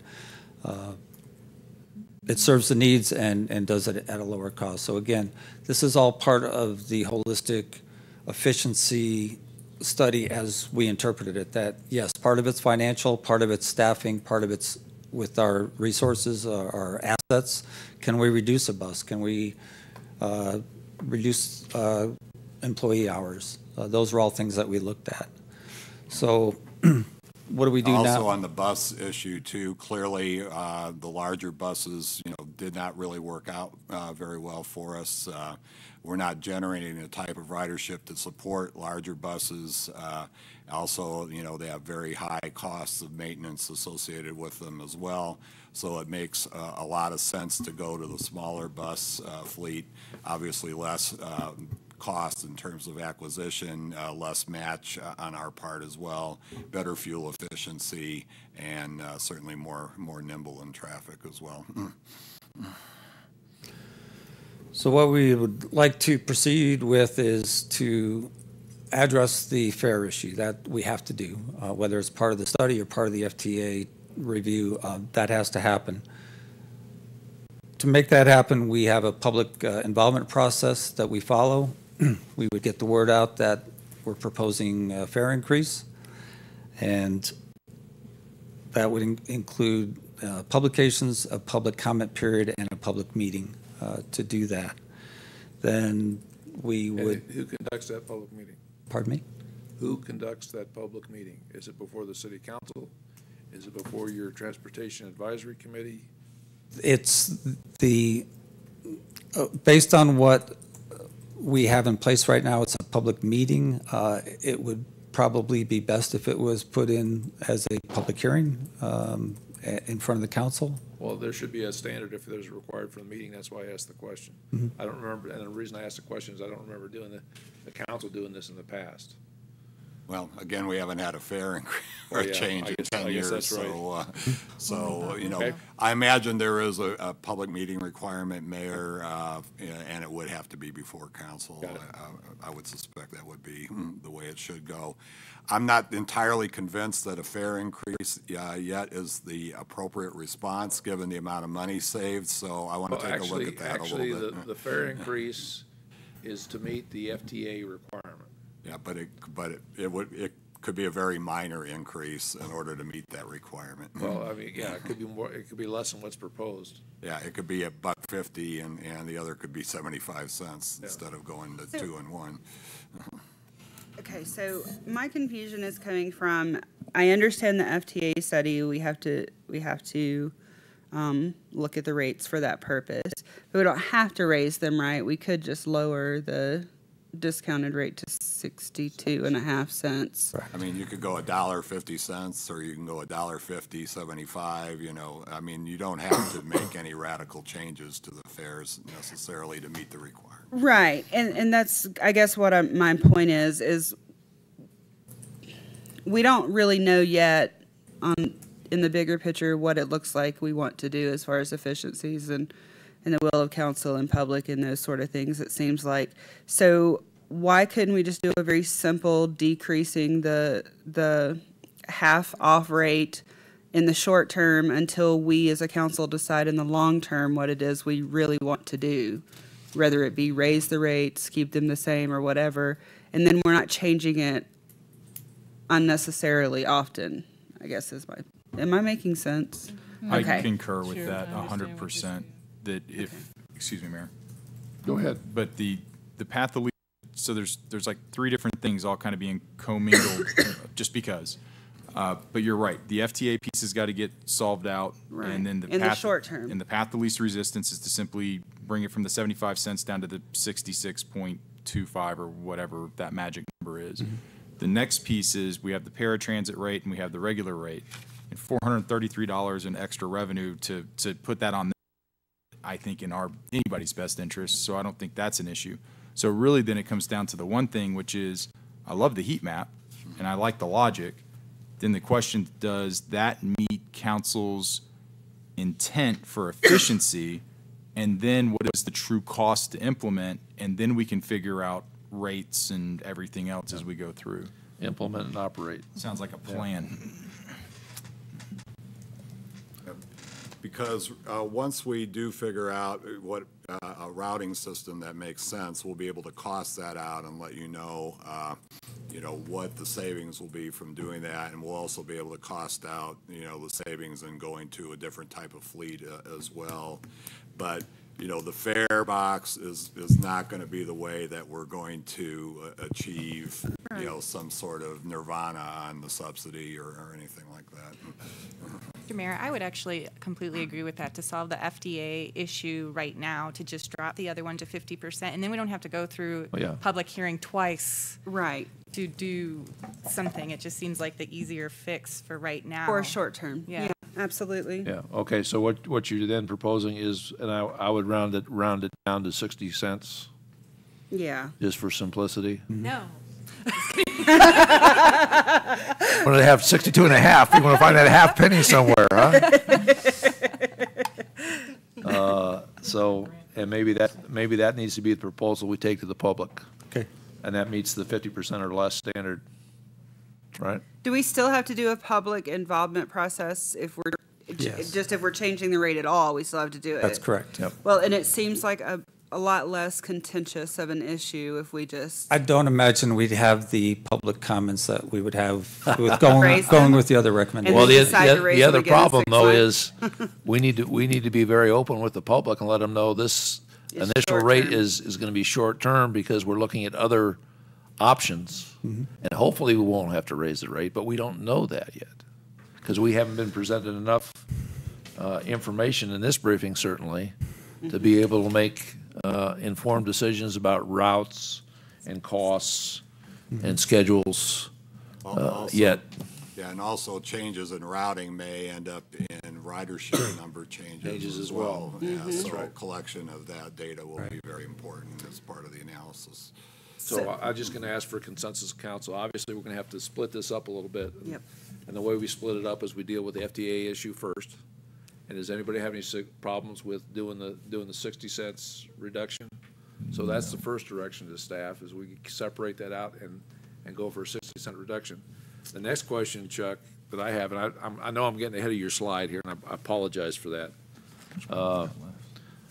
But the next question is when are we going to be able to look at routes and efficiencies and projected numbers as to whether we save money on operations or personnel or whatever it may be? And I think we need to have a work session on those details so we really understand if there are efficiencies, how do we harvest those? November, December, Sharon, you think that would work? Mr. Mayor and Chuck, yeah, we currently are working on the plan.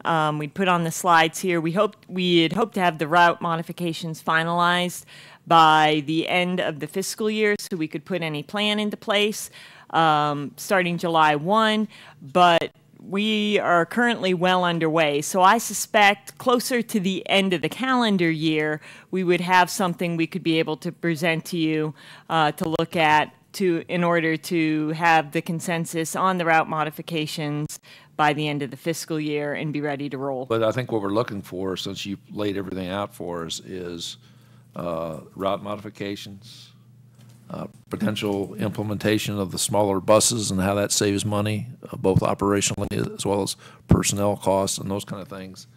And that may be a little more detailed than you're ready to do, I think. Am I Well, in the the smaller ballpark? buses, I think that's kind of a no-brainer. I think that's pretty, Well, we're trying to get an idea of what the total efficiencies are. Yeah. And the total efficiencies should then dictate if there's going to be any fare modifications. Yep. The other part that needs to go along with this that we need to analyze a little bit closer is the potential for privatization of certain parts of the system And as Uber well. and Lyft and that kind of thing. Yeah, gotcha. Okay, Richard, you want to finish up, or you think I'm you're finished. done? I'm finished. Let me be finished. Anybody else got anything for Richard? Thank you very much. Okay, thank you, Richard. We'll go on to, get back to my list here.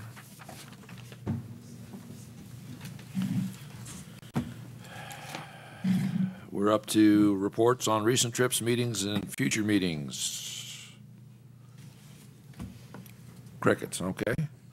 We'll just comment. I didn't know you were already asking us. I thought you were just stating a fact. Okay, I just wanted to comment about, I did attend the Arizona League of Cities and Towns conference earlier this, I don't know when it was, last month, the end of last month. I found it, as usual, very a good learning experience and a good opportunity to network with other city council folks.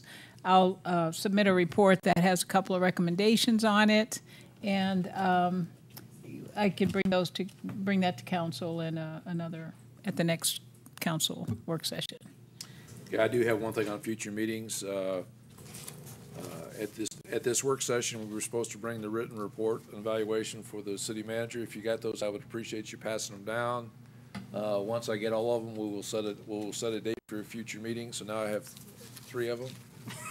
Mine's in my car. Okay. Oh, yeah. We'll set a future meeting.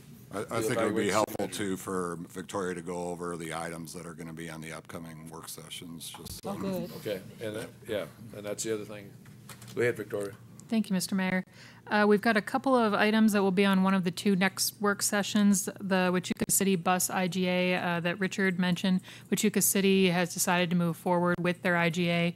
We're looking at bringing that to you after they approve it, and that again would be to agree to allow their buses to come and drop off at our transit center, enter our system, pay to use our buses then, and that would allow both of our entities to sell passes to the other system.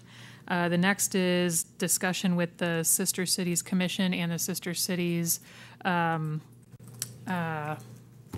Association. Thank you, Mayor. MOA. And then on the October 23rd, we have the discussion on meet and confer scheduled. Okay, I want to mention on the Sister Cities, what we'd like to do is be able to have a meeting with the council, get a consensus, and agree to work with the new association. Once that is done and we have a formal agreement with them as to say who does what in the Sister Cities operation, at that sometime after that, we would have a second vote on disbanding the Sister Cities Commission. So we're talking about still doing the same things, doing it in a different way, and getting rid of the city commission. So that should be an interesting discussion. Well, we plan to have all those parties in the room at the same time, just so you're aware. Anything else? Okay, board and commission liaison updates. I guess I just gave one. You did. Anybody else? I have one. Yes, ma'am. The Commission on Disability Issues would like to invite council. They are hosting a disability awareness training tomorrow here at 1 p.m., which should be pretty interesting. 1 p.m. If you can make it, great. If not, that's okay too. Who's conducting that training? ADA Right Start. Thank you.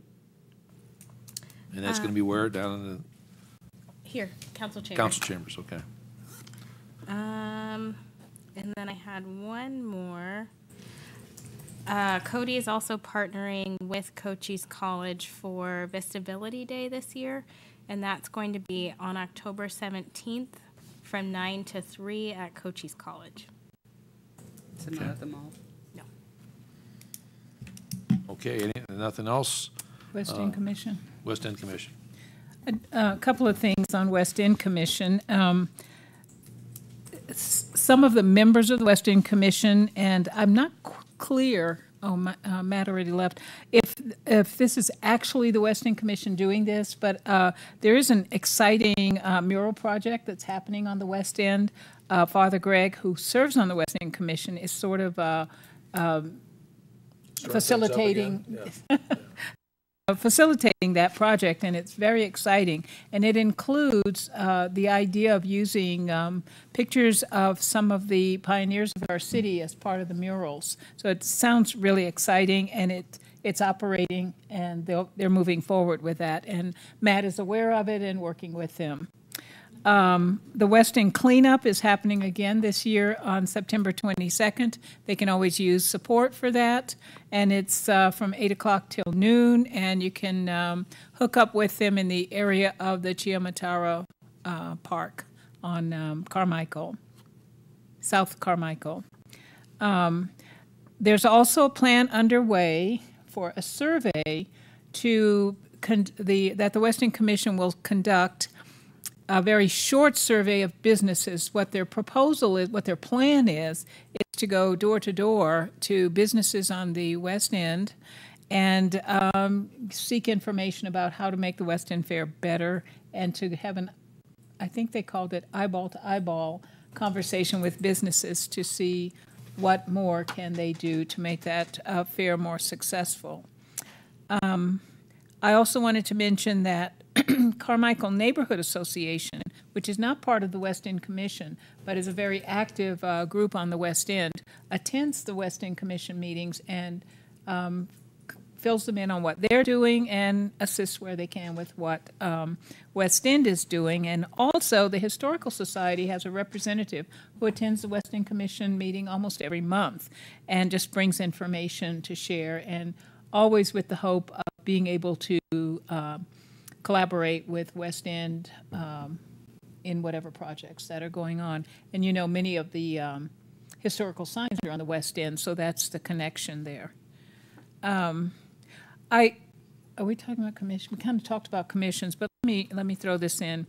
I as I mentioned, attended the League conference, and there were over 200 youth members at that conference.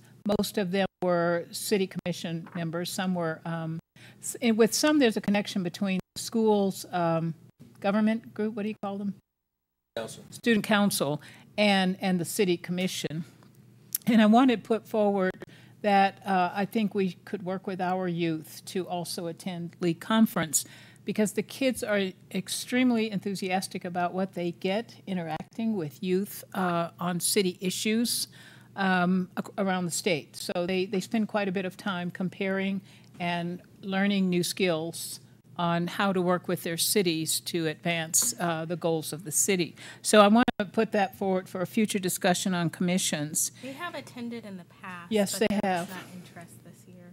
Okay, and I know there's a cost involved in all of that. I thought maybe we should talk about how we can work with the kids to be a part of that. Also, to be a part of the League conference. And also, as we kind of are moving forward is everybody getting reckless? I'll just be a couple more. Restless. Reckless, too. I wanted to talk some more about commissions, and I don't know if we actually need a special work session or if we can just do it in our commission time, but that always gets crunched at the very end of our meeting. But since we're going to be doing strategic planning in February or March or so, I thought it would be helpful to us to hear from our commissions. We've talked about this, with perhaps them giving us a memo on what they see as recommendations to be a part of the strategic planning process, or their ideas to be a part of what we consider as we do our strategic planning. So, well, I think that's good tasking to give to all the liaisons to address that with their commissions and see if they can come up with at least a short list of items that the commissions feel need to be discussed during the session. And we'll only ask them to do a memo. They don't need to come and talk to us about briefing, it. Just a quick note and discussion for the council members who are the liaisons. Okay, and I have one more piece for that, though, that then we would meet with the chairs of those different commissions in a work session strictly for that, to go over what each commission is saying they see as important, and for kind of a discussion around those issues. Well, I think we can probably set up a work session to do that. Okay. The only thing we haven't talked about, and I don't know if this is the time for it, is a time when they need to give us that information. So we have time between now and strategic. Yeah, and we can schedule that. Okay, sounds good. Before the strategic plan. I think that was it. Okay. Any other future discussion items or council requests? And I would just remind everybody at 6 o'clock, fire station number 3 is our 9/11 ceremony put on by the fire department, hosted by the fire department, I should say. And I hope to see you all there. Meeting's adjourned. I can't move. My legs are asleep.